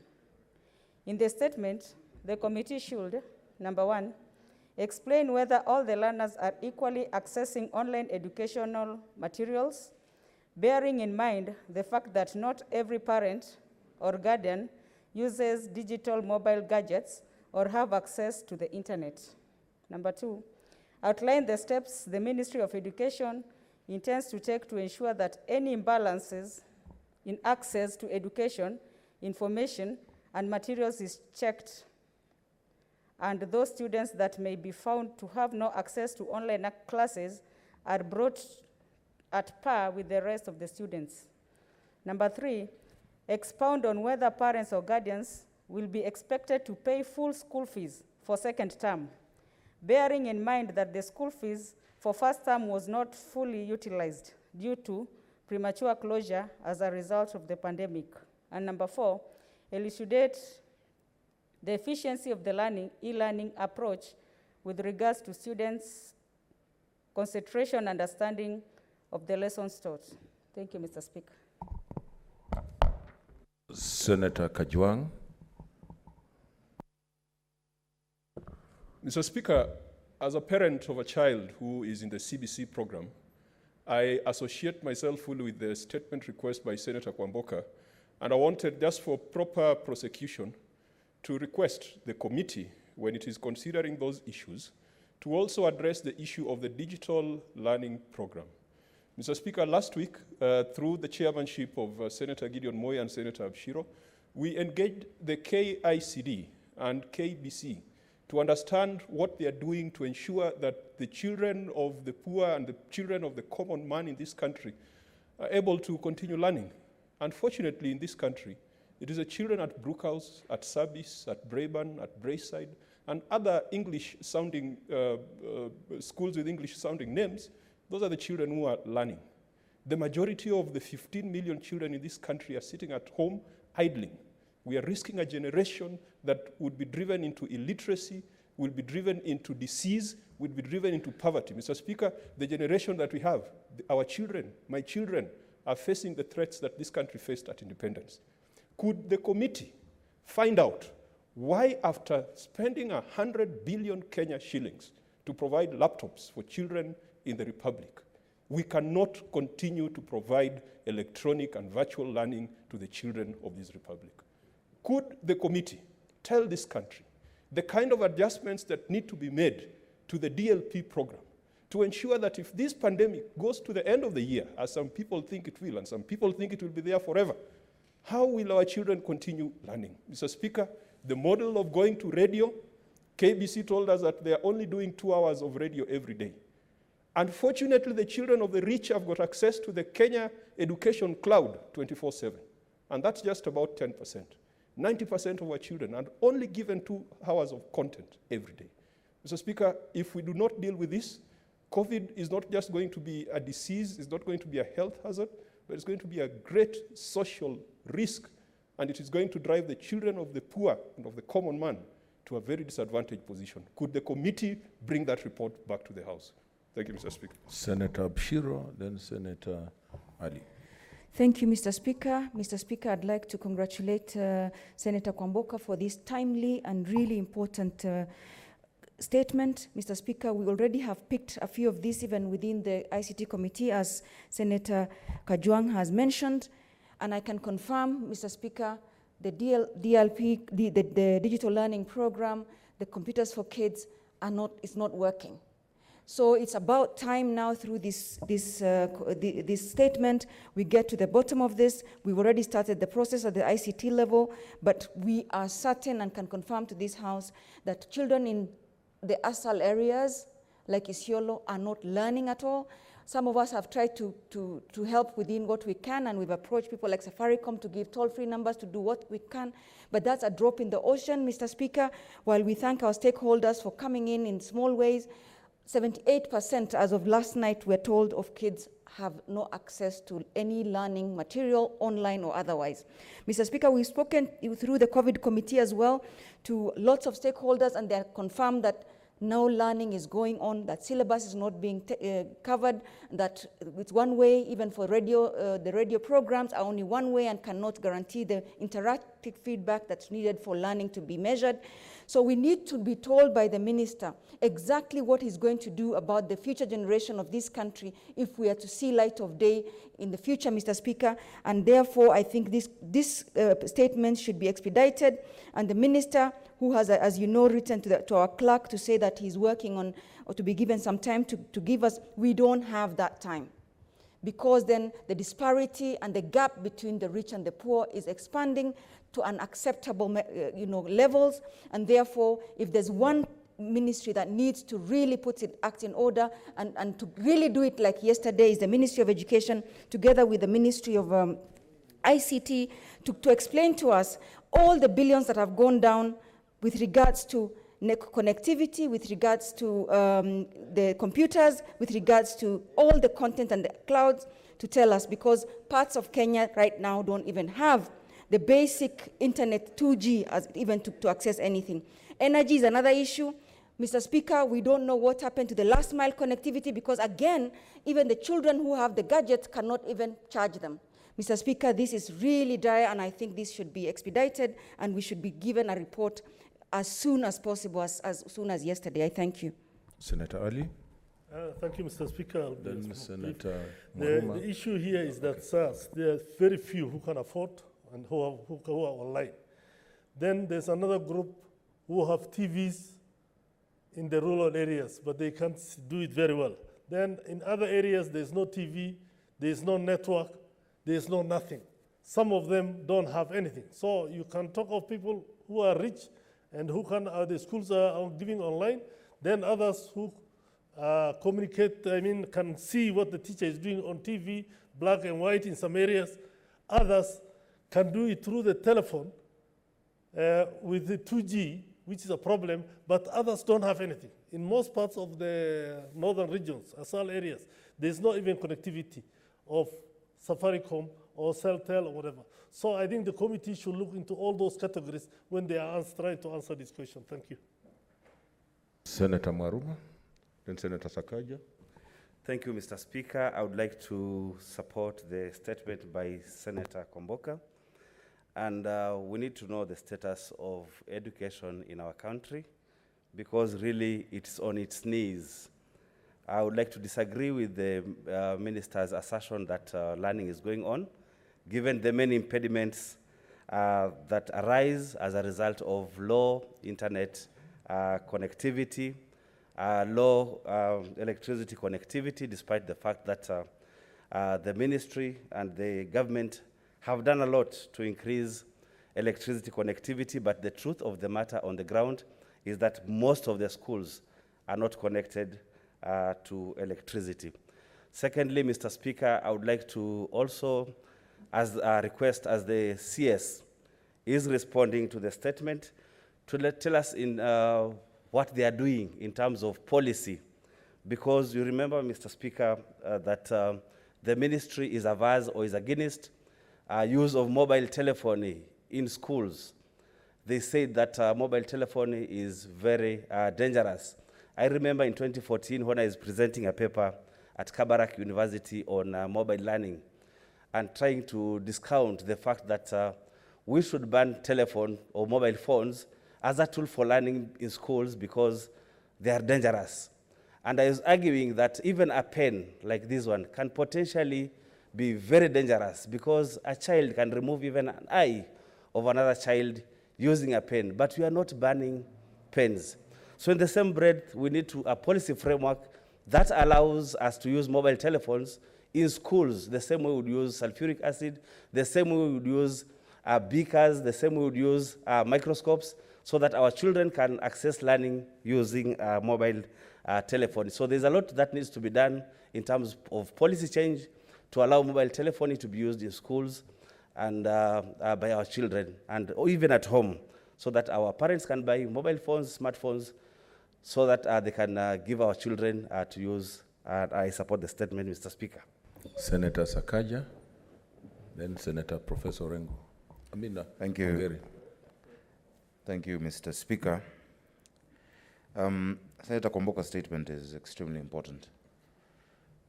At this time of the pandemic, and I'm making these comments assuming that this statement is not being directed to my committee. Mr. Speaker, realistically, we must accept there is no education going on. We might aspire and say, oh, we want to use internet and whatnot, but there is none. There's no education going on this year. Mr. Speaker, we met with stakeholders in the sector, the private schools, the public schools, the Union of Teachers, KUPPET, the university, WASU teams, and various other stakeholders in our committee. And the long and short of it was that even as we try to say things, we need to innovate, we need to think of new ways of doing things, the reality that we must face is that the quality of education this year cannot be compared to any other year. Only education is happening in schools. Even if we take Senator Maruma's advice or recommendation and try to introduce mobile telephony, it won't work.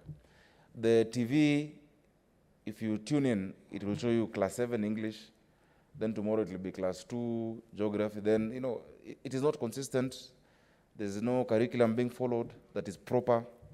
And so we must get to a point as leaders, because leadership includes facing reality, that certain very radical measures and pronouncements need to be made about this year's education calendar.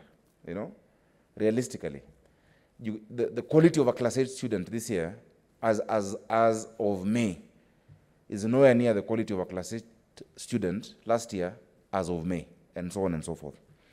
Secondly, Mr. Speaker, and maybe on a light note, this learning from home is really exposing many parents, Mr. Speaker. The many parents who told their children they were number 1 when they were in school, they told them they were, they even jumped classes. But now the students are asking questions that the parents are even now trying to avoid being at home. So even parents are being exposed because they don't know this, they don't know photosynthesis, they don't know electronics. So it is really unfair on both sides. Mr. Speaker, let's help the parents and the students. The issue of fees, we've seen it even being adjudicated in courts. There are schools that are still charging the same amount of fees. We understand teachers need to be paid their salaries, and the costs that are being incurred need to be taken care of. But we've not seen a solid pronouncement. And Mr. Speaker, I want to inform the House that we are still going to meet with the CS Education. We've met the stakeholders of education so that we can give a realistic position to this country with respect to education this year, Mr. Speaker. Thank you. Senator Professor Ongeri, then Senator Ndwiga.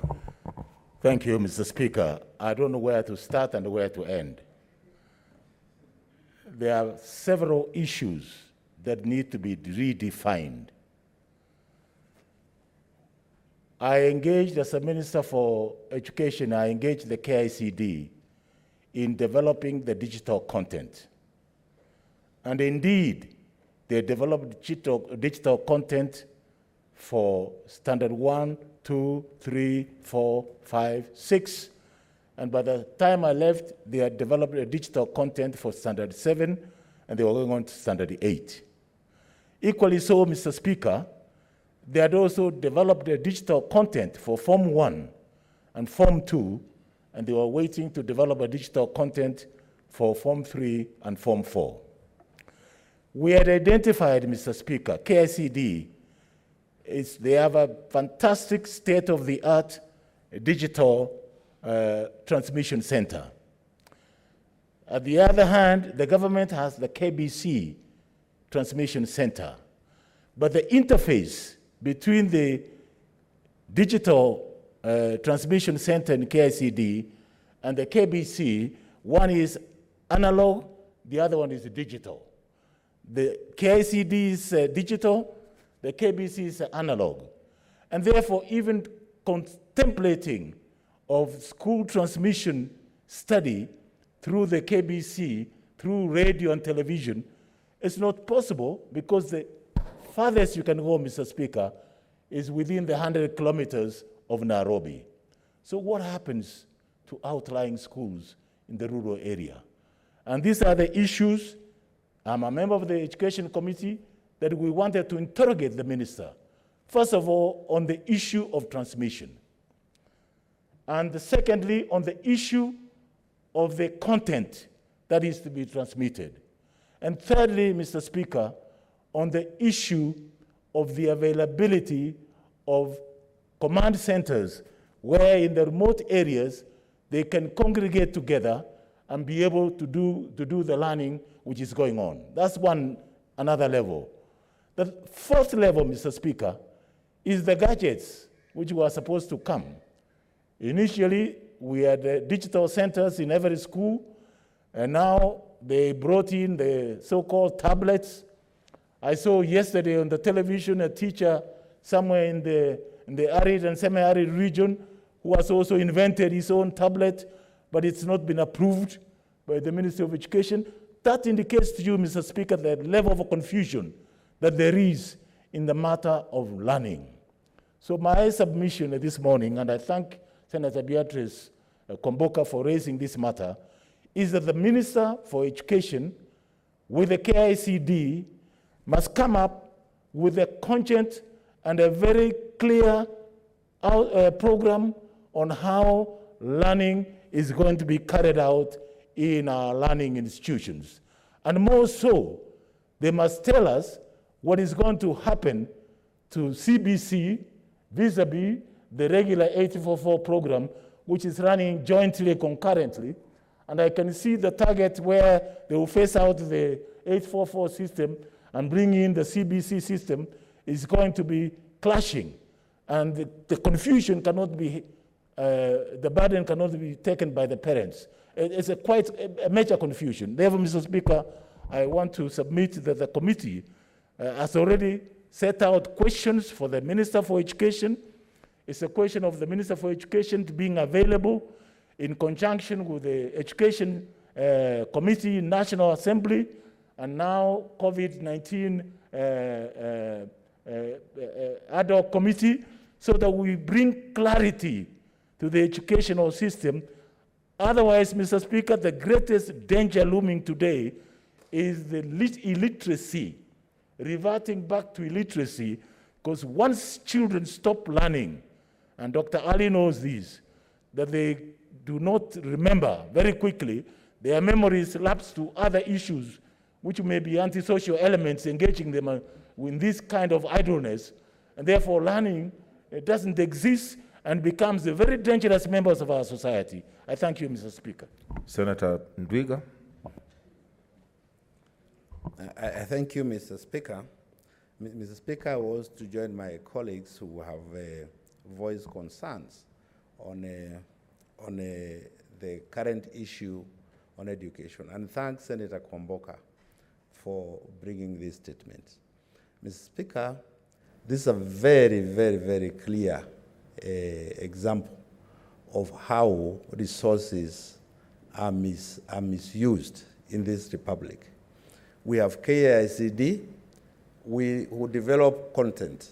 They have developed content, beautiful content, because I had an occasion to watch some of what they are transmitting.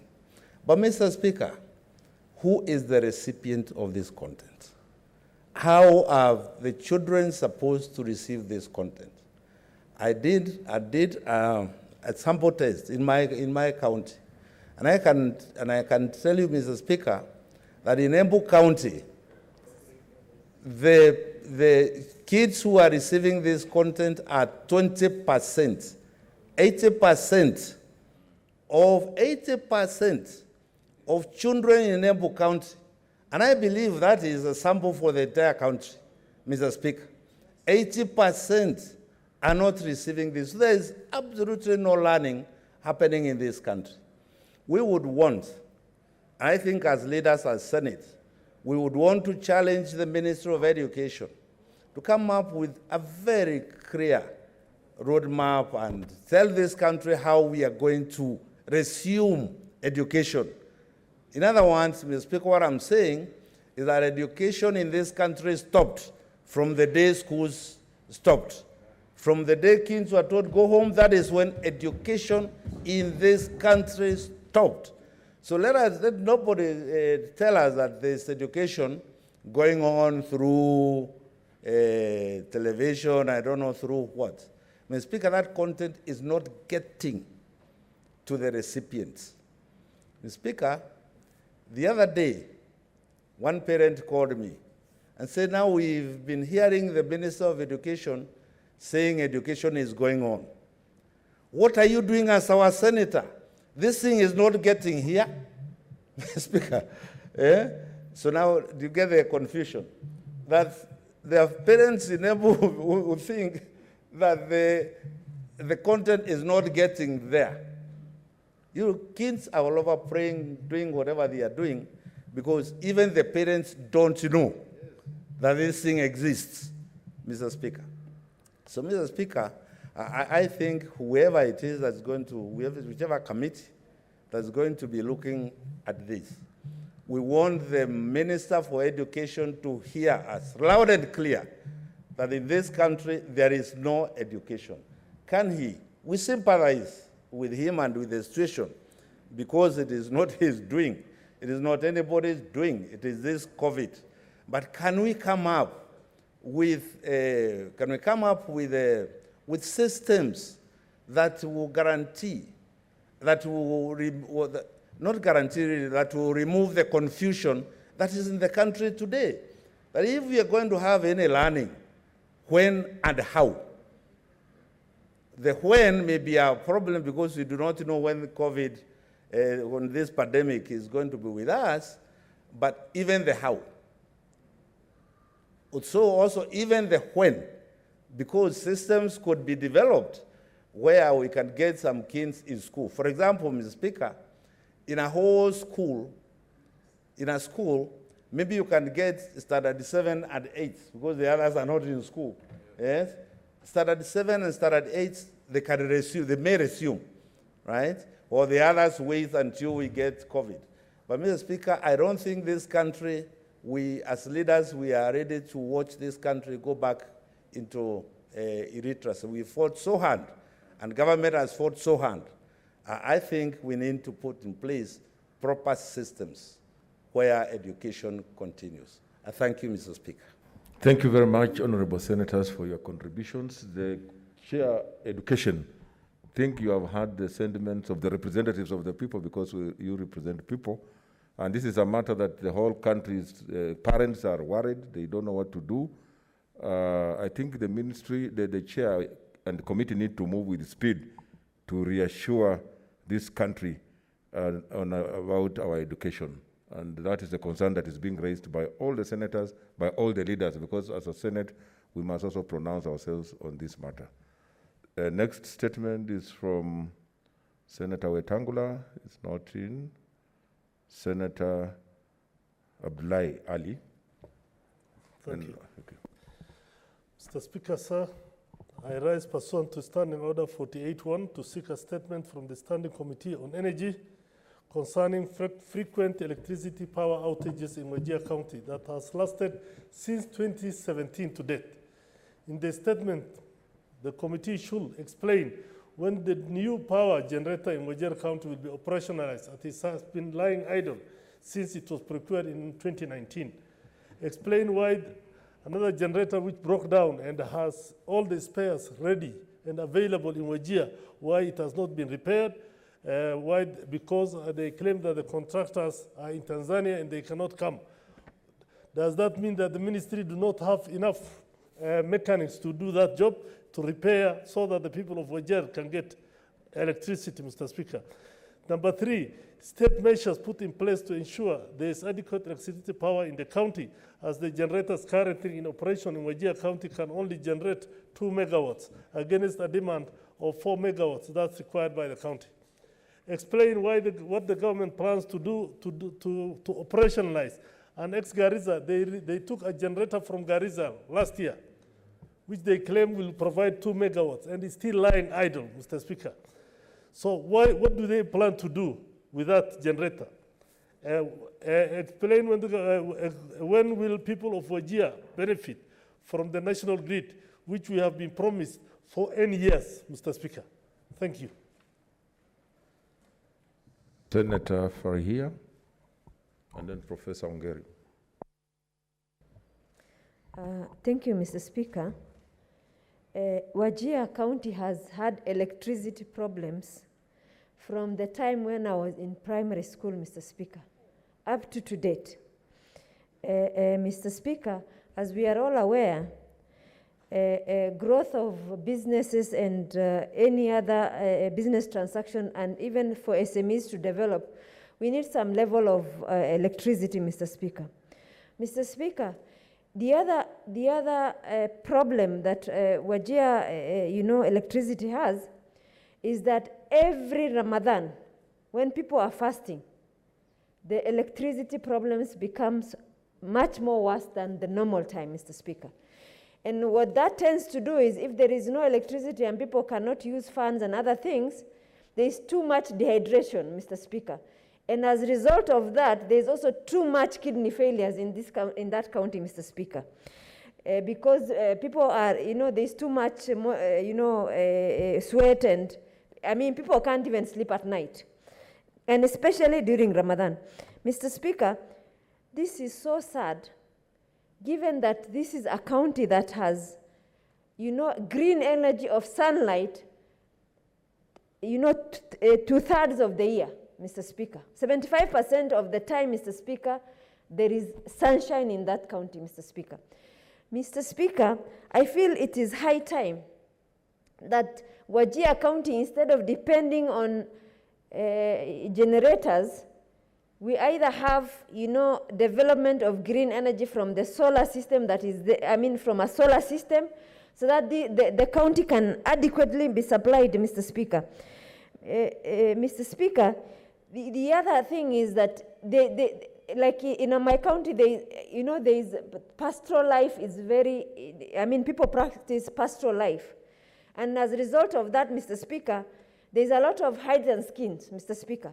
If there was enough electricity in that county, Mr. Speaker, small factories that are producing, quality leather would have been possible with that county, Mr. Speaker.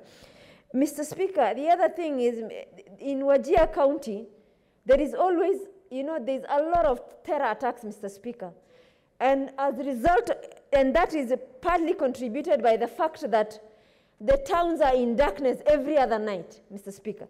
So, Mr. Speaker, the Committee of Energy, I think, through the Committee of Energy, we must have a solution for Wajir County, Mr. Speaker. After almost close to 6 years of independence, we cannot be crying about electricity year in, year out. I thank you, Mr. Speaker. Senator Professor Ongeri. Yes, Mr. Speaker, I rise to speak with nostalgia. I was the medical officer of health in Wajir in 1967-68. And it's with horror that at that time we had a simple generator, and it only supplied power to the DC's house, to the police commandant, and the medical officer. And even when I used to do the operations in the hospital, I used to use the foot pump to be able to pump and be able to do the kind of operations I needed to do. And even if you travel the wide and the length and the width of the Wajir County, it's very expansive. From Wajir itself to Griftu, to Buna, to Gural, near the border with Ethiopia, or you went northward towards Mandera, or southward Abaswen towards Garissa. It's a very vast county. What I don't understand, Mr. Speaker, in 21st century today, and the other day we were there as Education Committee, that the stability of power or energy is all that the people of Wajir need.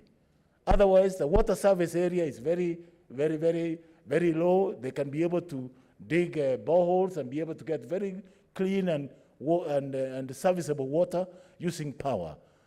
I don't understand why the Ministry of Energy, or for that matter, Kenya Power and Lighting Company, cannot be able to tap the solar energy, which is in abundance.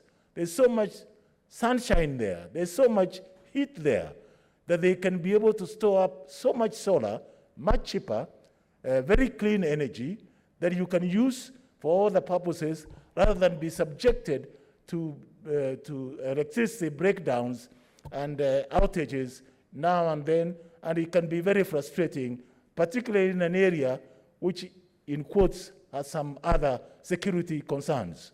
And I think it's important that we owe it to the people of Wajir, not only Wajir, but also to Mandera and Garissa, and also Turkana and these other areas, that they now need to seriously look at the generating not only the solar energy, but also the wind energy, which is so much plenty in some of those regions. So I commend my student, my medical student at that time, Dr. Ali, for bringing this question before us. Thank you, Mr. Speaker.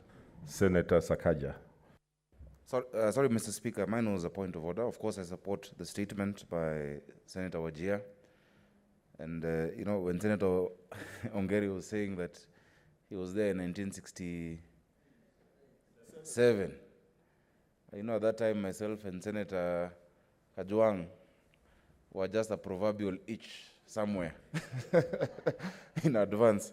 But, Mr. Speaker, I'm just asking because I see that we have 45 minutes to go.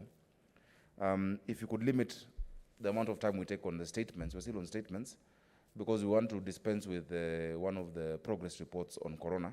So I kindly like to ask if you can limit the interventions by other senators on the two statements that are left, Mr. Speaker. Kindly.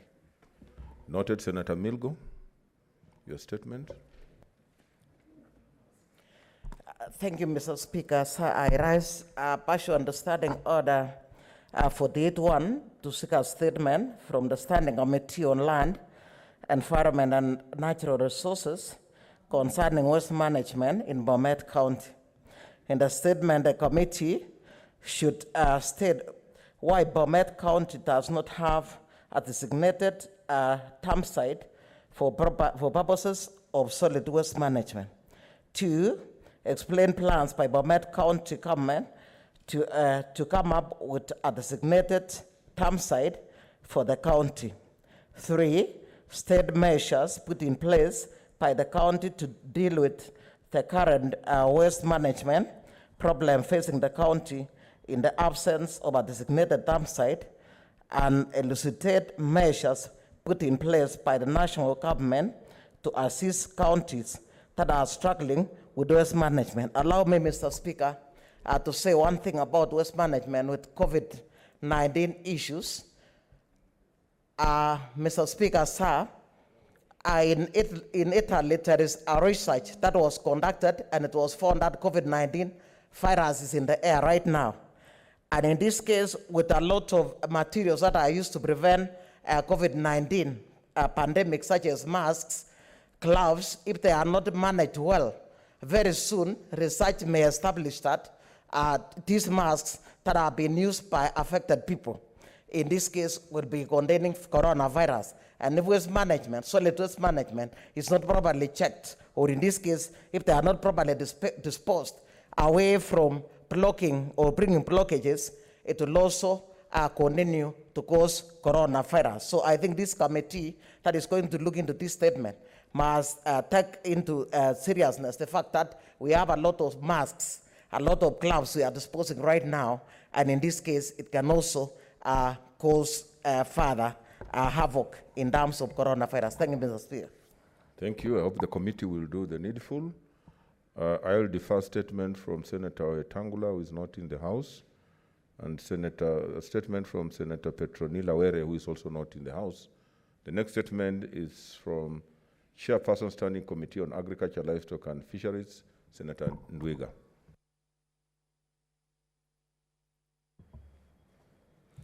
Thank you, Mr. Speaker. Mr. Speaker, a while ago, the chair did direct that my committee brings a statement on maize, and also on the progress that the ministry has done since with the recommendations of the Senate ad hoc committee on maize.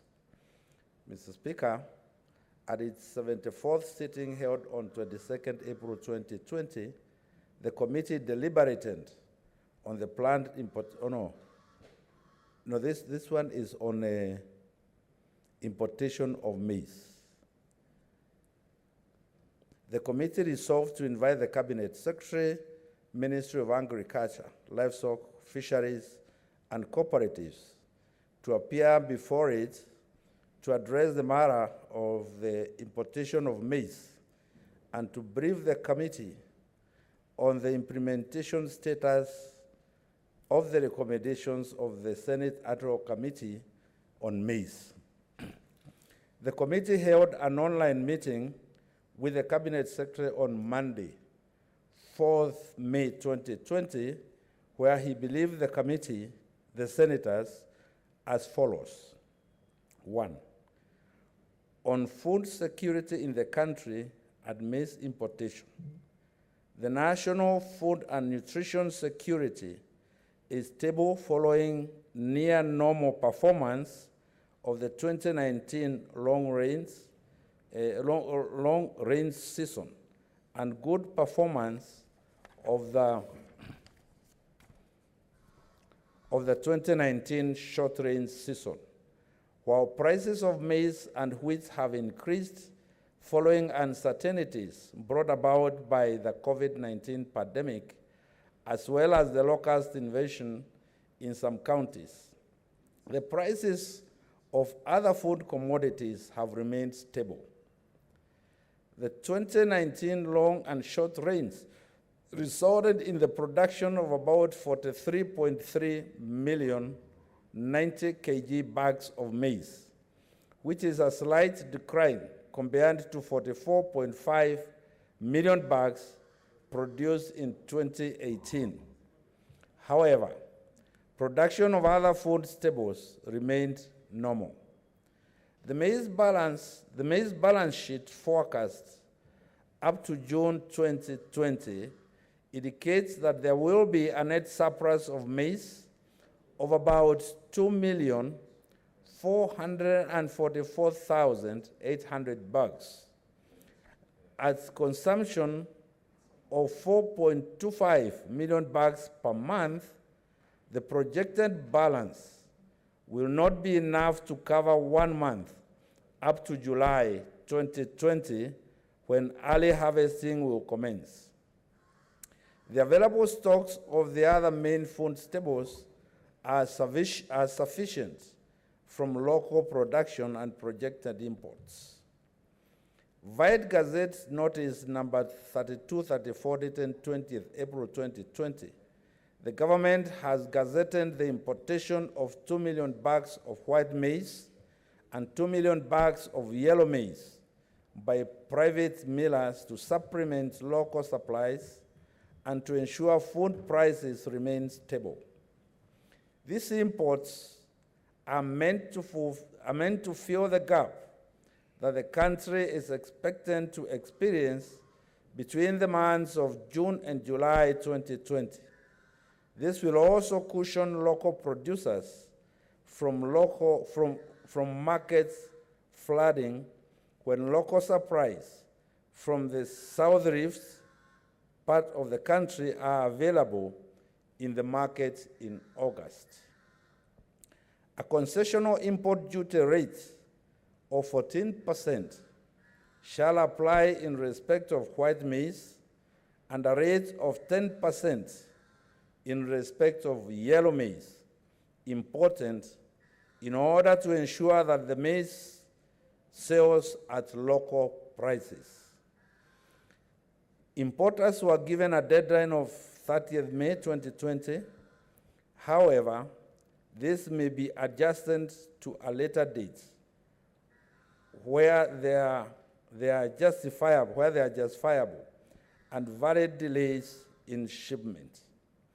The ministry will continue monitoring the field situation, including collection of information of available stock held by various value chain actors, in order to inform further action to be taken to improve access to food and price stabilization during the emergency period between April to June 2020.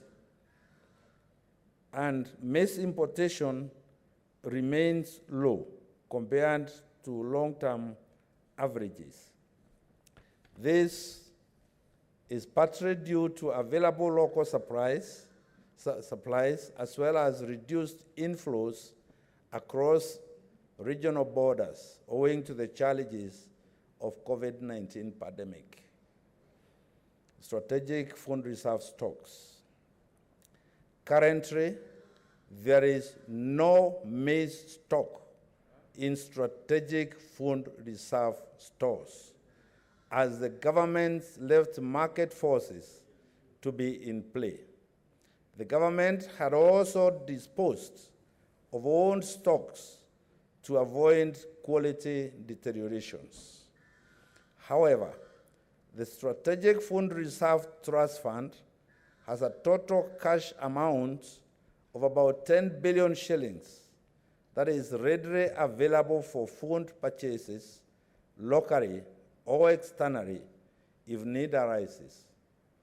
And there are a total of 124,625 50 kg bags of aflatoxin-contaminated maize, which is said to be destroyed by the National Cereals and Produce Board.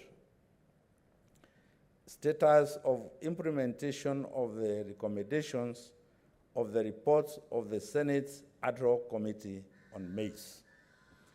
The Senate Ad hoc Committee on Maize recommended that the Cabinet Secretary develops regulations and guidelines on importation of maize and other food crops and tables them in the Senate within 45 days.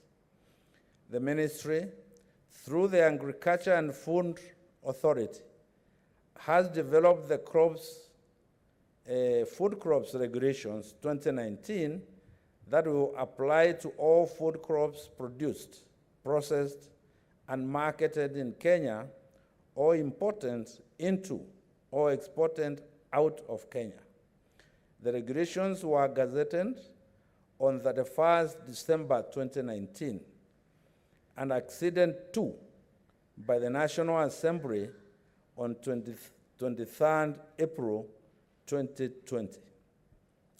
The Senate Ad hoc Committee on Maize recommended that county governments should pass registration and regulations that will help protect farmers in the whole grain value chain. In this regard, the Crops Regulations 2019 have been published and will guide counties in registering and protecting farmers in the whole grain value chain, as recommended by the Senate. The regulations also provide for the rights and obligations of growers and growers' associations, the registration of all actors in the entire grain value chain for provision of their regulation, guidelines on contract farming,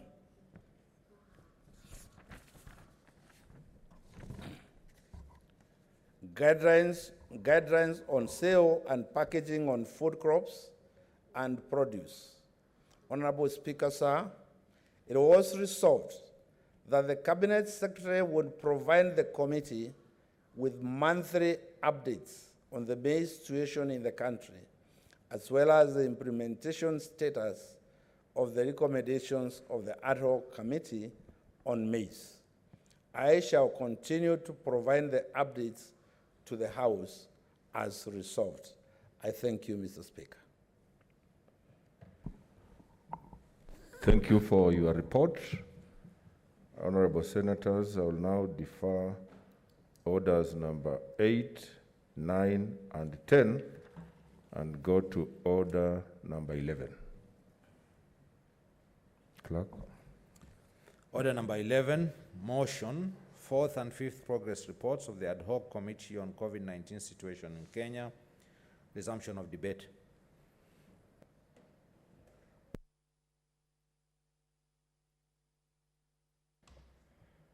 Senator Sakaja. Thank you. Thank you, Mr. Speaker.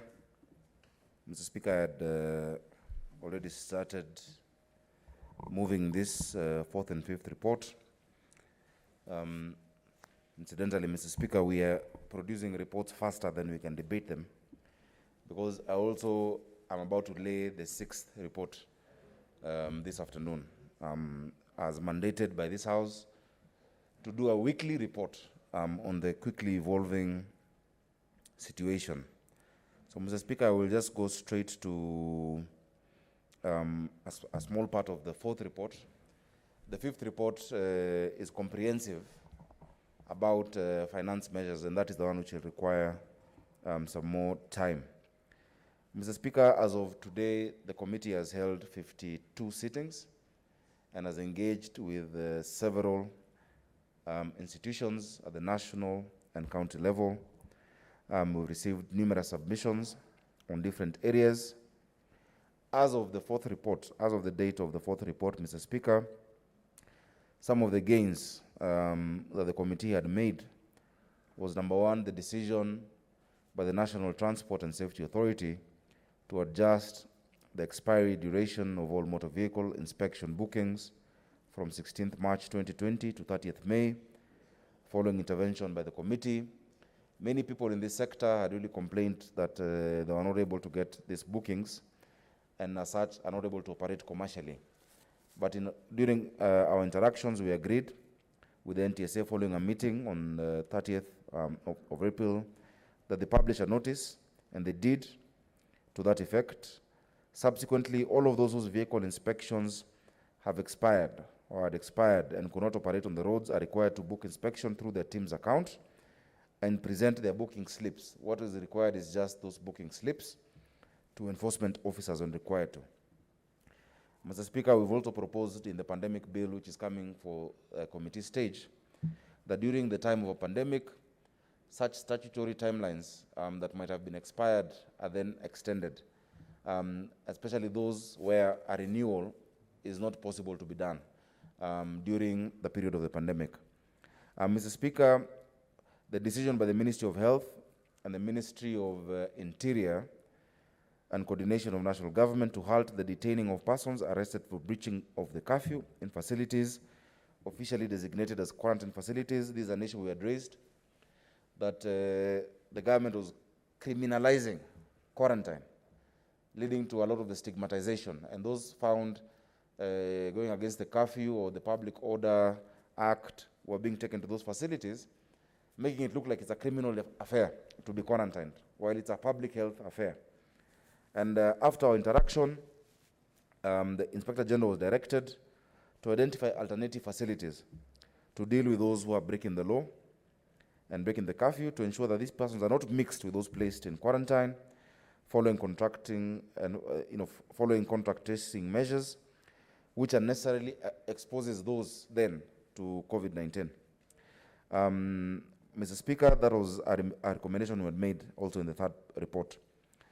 Mr. Speaker, following our meeting with the Council for Administrative Justice, we're able to help create a linkage between the judiciary and certain service providers. Swivel Kenya. Mr. Speaker, Swivel is a company that does transport through technology, and they had been given and they have been offering our medical frontline workers free transport during this time using technology. Mr. Speaker, we want to thank them, and we want to encourage the uptake of such technology. They have been facing a lot of challenges, but we are glad that they were able as well to provide a linkage with the judiciary now, Mr. Speaker. And following with the meetings with the CS Trade Transportation, together with transport stakeholders, Mr. Speaker, this was upscaled to the level of the presidents of the EAC to deal with the issue of testing of truck drivers at the borders and reducing the traffic. Mr. Speaker, in Bungoma and Busia, as of last week, the traffic was around 40 kilometers because of the low number of people testing and the different protocols being utilized by Kenya, Uganda, and the other countries. There's some progress that we're seeing in that, but we will keep following it up, Mr. Speaker. Mr. Speaker, allow me to go straight to the 5th report. At that point, we had done 49 sittings. I've just reported that as of today, we've done 51.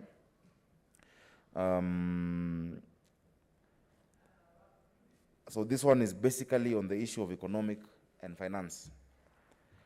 Mr. Speaker, the 6th report will be on social, public order, and human rights. Mr. Speaker, in relation to this thematic area of economic and finance issues, the committee deliberated extensively on issues relating to, one, the impact of COVID-19 on businesses, particularly micro and small and medium-sized enterprises. Two, the trade aspects, including easing of legislative and regulatory requirements for doing business, impact of the closure of retail markets by county governments, and protection of residential and commercial tenants and landlords. And thirdly, measures to cushion borrowers through a moratorium on repayment of loans, interest, and penalties, freeze on execution for borrowers who might have defaulted on their loans due to COVID-19 situation where it can be proven, and on listing by credit reference bureaus, Mr. Speaker, and the macroeconomic effects, including addressing economic shocks arising from the loss of export markets for commodities, as well as a drop in our tourism numbers, the drop in remittances by Kenyans abroad, and in foreign direct investments, FDI, and fiscal space for additional government borrowing. Mr. Speaker, having analyzed the issues and concerns raised by the public, the committee met and deliberated with the following stakeholders. Under government agencies and independent offices, we sat with the CS National Treasury and Planning, the Cabinet Secretary Industrialization, Trade and Enterprise Development, the Council of Governors, the Controller of Budget, the Governor of the Central Bank of Kenya. Within the private sector, we had extensive deliberations with the Kenya Bankers Association, the Kenya Union of Savings and Credit Cooperatives Limited, and Credit Cooperative Society, the Kenya Association of Manufacturers, the Small and Medium Enterprises Federation, the International Budget Partnership, Institute for Public Finance of Kenya, the Institute of Social Accountability, Mr. Speaker, among others. Based on this, on our analysis of the written memoranda, because very many Kenyans, more than 160 submissions were received, Mr. Speaker, we have made substantive observations and recommendations for adoption by this House. And I hope senators will be able to interact with this report that has been available since we tabled it and contribute to it so that we can make serious and specific recommendations to the national government and to the county governments, Mr. Speaker. Mr. Speaker, for the current situation, we observe that, one, of course, there is significant negative impact on key sectors: trade, tourism, agriculture, manufacturing, our state. The preliminary growth for Kenya, Mr. Speaker, 2020 is projected to decline to around 3%. If the extreme shock persists, growth is likely to drop further to below 2.5% as global demand remains weak, Mr. Speaker. In fiscal years, growth is estimated at 4.4% for 2019-2020 and 4.6% 2020-21. That was the initial projection. Mr. Speaker, remember this is coming down from above 5.5. And in fact, in reality, in these discussions, especially even with the Treasury, they said realistically, the economic growth will actually be around, if we are fortunate, around 1.8%. Mr. Speaker, the last time we were at such a growth level was 2008, after the post-election violence. And the effects of the economy, Mr. Speaker, have taken many years to recover. Remember, the previous year, we had gotten to almost 7%, actually 7.1%. Mr. Speaker, agricultural sector has been heavily affected by the pandemic. There's a reduced export earnings and loss of income due to low global demand for agricultural exports, especially horticulture, tea, and coffee, among others. The foreign exchange market, however, fortunately remains stable, supported by continued narrowing in the current account deficit. Reduced demands for Kenyan exports and declining prices for commodities in the international markets, compounded with the drop in tourist arrival in the country, has led to great revenue loss, lowering our foreign reserve and exerting pressure on the shilling. Mr. Speaker, the official foreign exchange reserves held by the central bank stood at 8.2, actually five months of import cover, Mr. Speaker. Ideally, we should be having 6 months import cover in US dollars. And that was in February 2020. And that went down from 5.4 imports cover in February 2019. So there is cause for concern there. The ordinary revenue collection amounted to 11.7% of GDP, which is 1.2 trillion against a target of 1.3, recording a shortfall of 132 billion already of the target. Ordinary revenue, Mr. Speaker, has gone up by 4.2% during the period to March 2020, compared to 9.1% growth over the same period in the previous year. But the shortfall in ordinary revenue, Mr. Speaker, collection from the target of 132.3 billion was recorded in all broad categories, with excise taxes recording a shortfall of 35.2 billion. Other categories that performed below target were income tax by 39.2 billion, import duty 17.8 billion, and VAT 34.8 billion. Mr. Speaker, naturally, and there has been, unfortunately, a decline in remittances, direct foreign remittances by Kenyans living abroad, which has reduced the foreign currency inflow, occasioning our exchange rate, Mr. Speaker, to depreciate against major international currencies. As at 12, which is last Tuesday when we filed this report, the Kenya shilling was at 107.6 against the dollar. And I'm sure before I finish this report, Senator Kajwang will tell us how much it is now. Mr. Speaker, overall fiscal deficit, including grants for the period ending March 2020, was at 449.6 billion, 4.3% of GDP. Funded through net foreign financing of 87 billion, net domestic financing of 364.4 billion, and other domestic finance, including loan repayment receipts, at 2.2 billion. The Treasury continues to engage multilateral and bilateral partners on funding interventions, Mr. Speaker.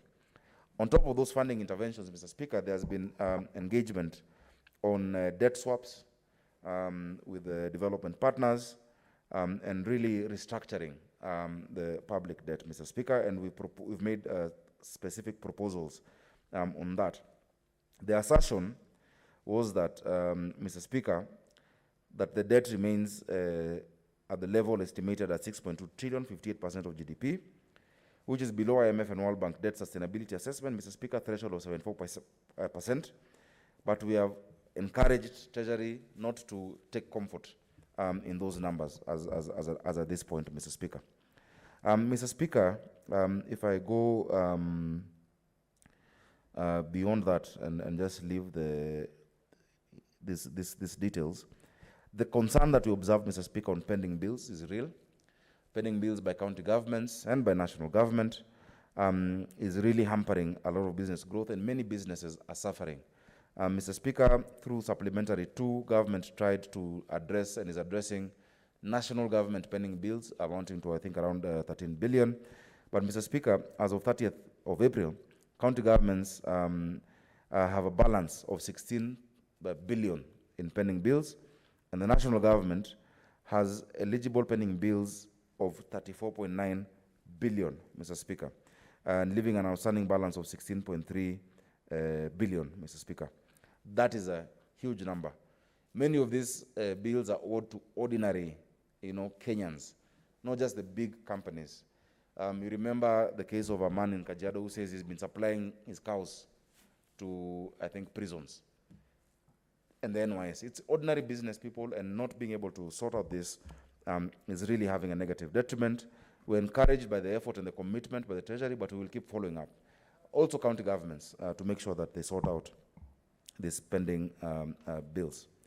Mr. Speaker, we noted and commended measures taken by commercial banks, SACCOs, and other financial institutions to cushion borrowers. During this time, the agreements for deferred payments and loans, Mr. Speaker, as at the time of this report, in our discussions with the Bankers Association, they told us that during this period, the banks have really, on a case-by-case analysis, encouraged borrowers to come and renegotiate their loans. As at the time of filing this report, Mr. Speaker, the Kenya Bankers Association informed us that they had received over 20,000 requests amounting to 160 billion, and that on a case by case, they really have, tried to work with the clients, and we're encouraging Kenyans, go to your bank, negotiate, talk to them. Even as we passed the legislation on, cushioning of borrowers, many banks have expressed willingness, and we want to commend the Kenya Bankers Association and all our local banks to know that this is not the time necessarily just for profit. Mr. Speaker, allow me to leave more of those. We have many recommendations. I will leave that for senators to be able to go through and to be published to the public. But allow me, Mr. Speaker, now to go straight to recommendations on this thematic area because of the time I am seeing. Mr. Speaker, number one, the ad hoc committee on COVID-19 recommends that the Cabinet Secretary for Industrialization, Trade and Enterprise Development gazettes regulations establishing the Micro and Small Enterprises Development Fund that was established under Section 51 of the Micro and Small Enterprises Act, number 55 of 2012, that has not been operationalized, and present a report to the Senate within 60 days from the date of adoption of this report.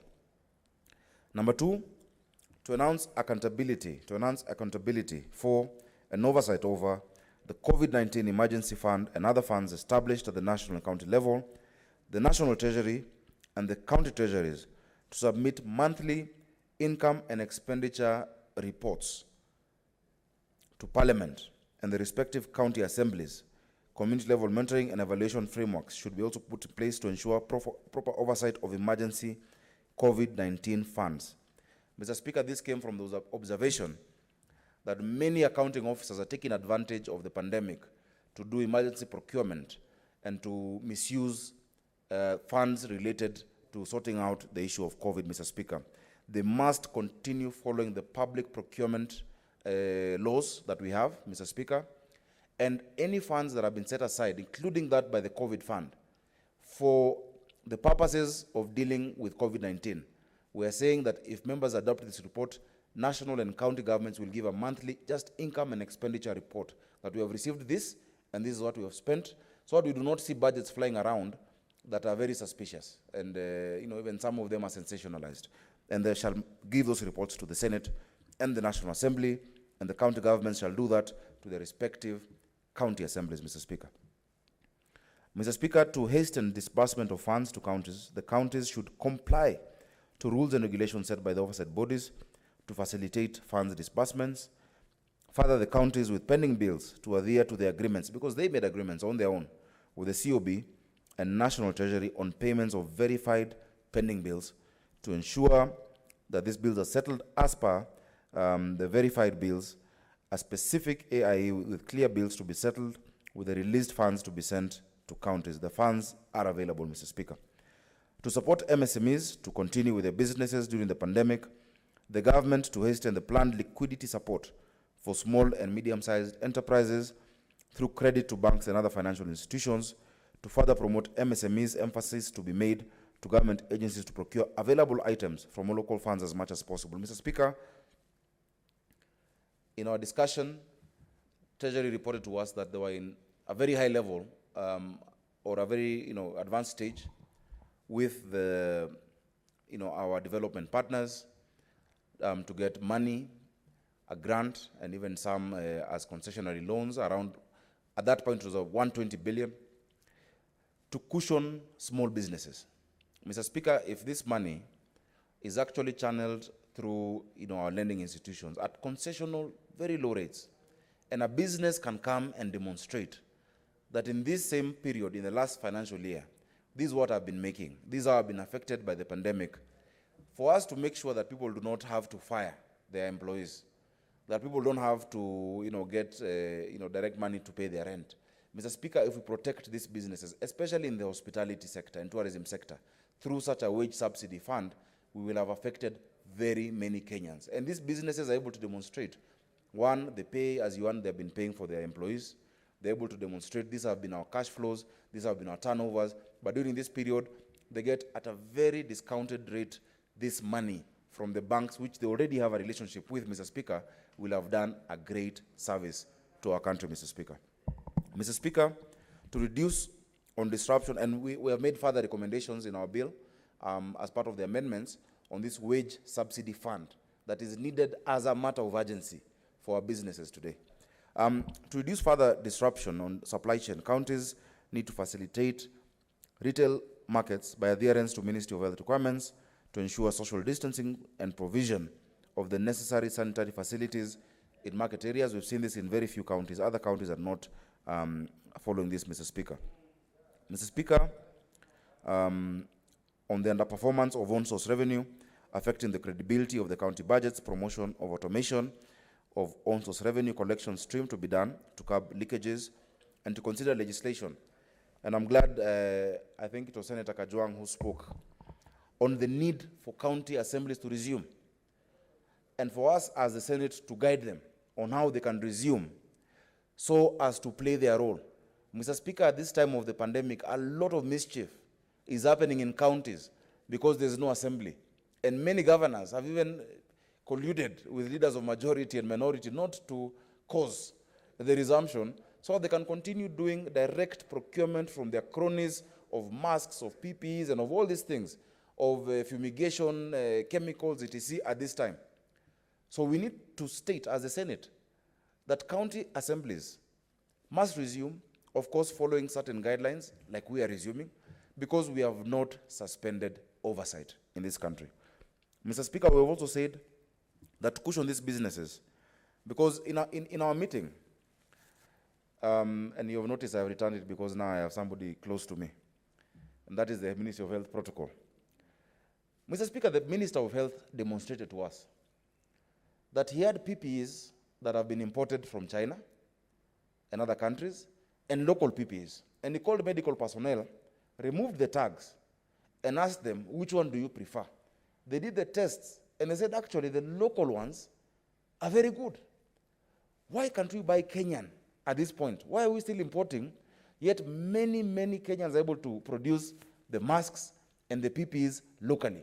Mr. Speaker, we're saying in this report that KEMSA must give us the quota of the local production that they are relying on, and all other agencies that are procuring publicly, because there's a list. KEBS came and gave us a list of more than 60 companies that they have certified for the production of masks, and 26 local companies that they have certified for the production of PPEs, and they're saying they're of even higher quality than those we're importing. So why are we importing, Mr. Speaker? Let us support our own homegrown industries. Our Juakali artisans must provide the infrastructure for hand washing, Mr. Speaker, the stands for the water basins in markets. Let's go to them. Let us not have to always believe that anything that is imported is better, Mr. Speaker. Mr. Speaker, to contain public debt at sustainable levels, the committee recommends that the National Treasury, number one, takes decisive action to curtail spending through austerity measures to reduce the size of the fiscal deficit. Number two, reduce to the extent possible commercial borrowing by gradually shifting to concessional loans. Three, implement domestic debt reform to lower cost and risk of domestic borrowing by shifting away from treasury bills to treasury bonds. Four, cancel or reallocate non-disbursing external loans, the dormant loans, to priority projects, Mr. Speaker. Five, strengthen the capacity of the Public Debt Management Office and implement debt and borrowing policy anchored on the best practice to improve the effectiveness of the Public Debt Management Office, to spread out or stagger contracting of the current external loans in the pipeline over the financial years 1920 and 2021, to refinance high-cost external debt estimated at $3 billion, Mr. Speaker, and that is a high-cost one. You know, not the concessional, not the multilateral ones that we got at better rates. They need to refinance those, Mr. Speaker, to negotiate with key creditors, especially Exim Bank of China, to restructure bilateral basis specific debts and debt for development swaps. This is a time for you to engage in those swaps or debt to development. Mr. Speaker, to negotiate on bilateral basis swapping of debt service for grants, financing key development projects on Agenda 4 and you know, climate change, and now focus on what the real issues are, and strengthen coordination of government securities issuance with central banks, policy actions, and the governor, and I must commend the governor of central bank over the past, of course, throughout he's been doing a good job, but the interventions is put in place at this point, including availing increased liquidity. We've seen what the MPC committee has been saying in terms of, Mr. Speaker, the rates moving down to 7.25%. We want him to go on, and we urge him to continue. Mr. Speaker, on debt issues, negotiations to be considered on debt swaps, as I've said, for funding directly of operational and development activities. And Mr. Speaker, as I've said, the strict adherence of Public Procurement and Asset Disposal Act. Mr. Speaker, I'm going to conclude in the next few minutes. Mr. Speaker, we have said women and youth, persons with disability, and other vulnerable groups must be supported at this time. And Mr. Speaker, there are certain specific recommendations and ideas that are in this report for their businesses.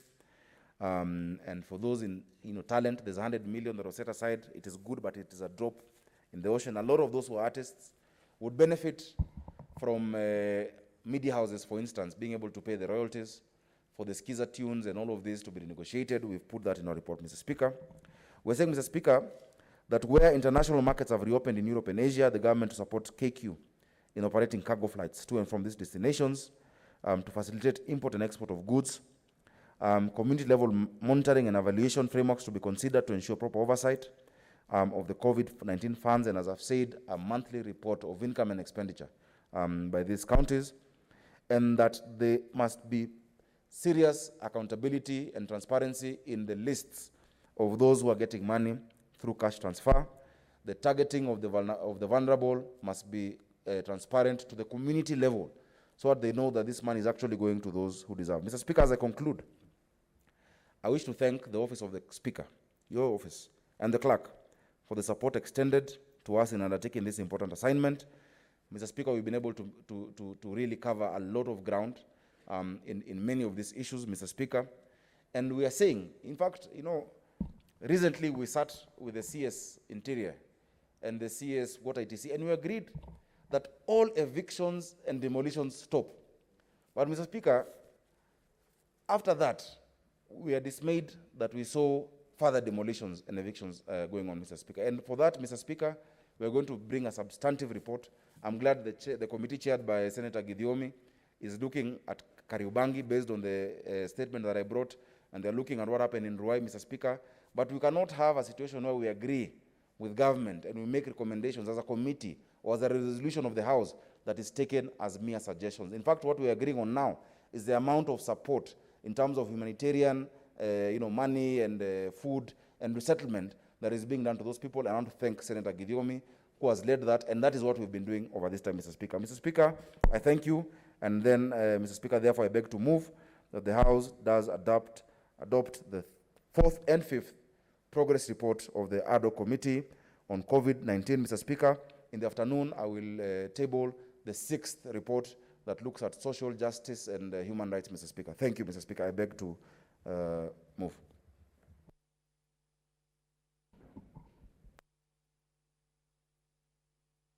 Mr. Speaker, the report was supposed to be seconded by my Vice Chair, who I cannot see, but I will ask Senator Abshiru Alake to, because of time, just begin seconding and not necessarily conclude, then later she can gather. She's always prepared. She'll gather herself later, Mr. Speaker. Thank you.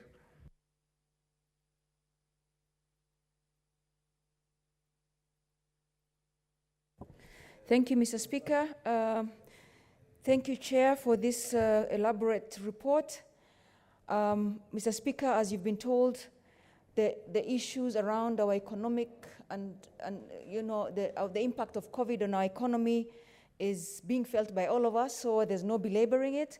Mr. Speaker, as you know, this committee has clustered a lot of its thematic areas, and this is the thematic area that looks at financial and economic issues.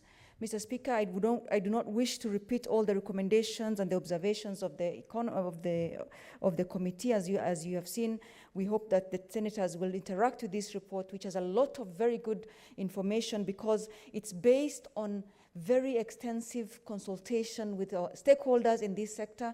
Mr. Speaker, if there's one time that public participation has been done justice, it's this time that it was based and enabled by technology. So again, just going back to your message this morning, the power of the ICT to actually make us implement our constitution, and especially as regards public participation at a low cost and minimum disruption is amazing. We have met, as you'll see, I don't wish to go through all the people we've met. There are so many, and without technology that would not have been possible.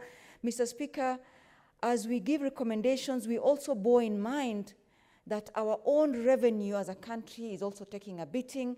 Our revenue is probably going to collapse if we're not careful. Honorable Senators, it's now 12:30 p.m., time to interrupt the business of the Senate. The House therefore stands adjourned until today, Tuesday, 19th May, 2020, 2:30 p.m.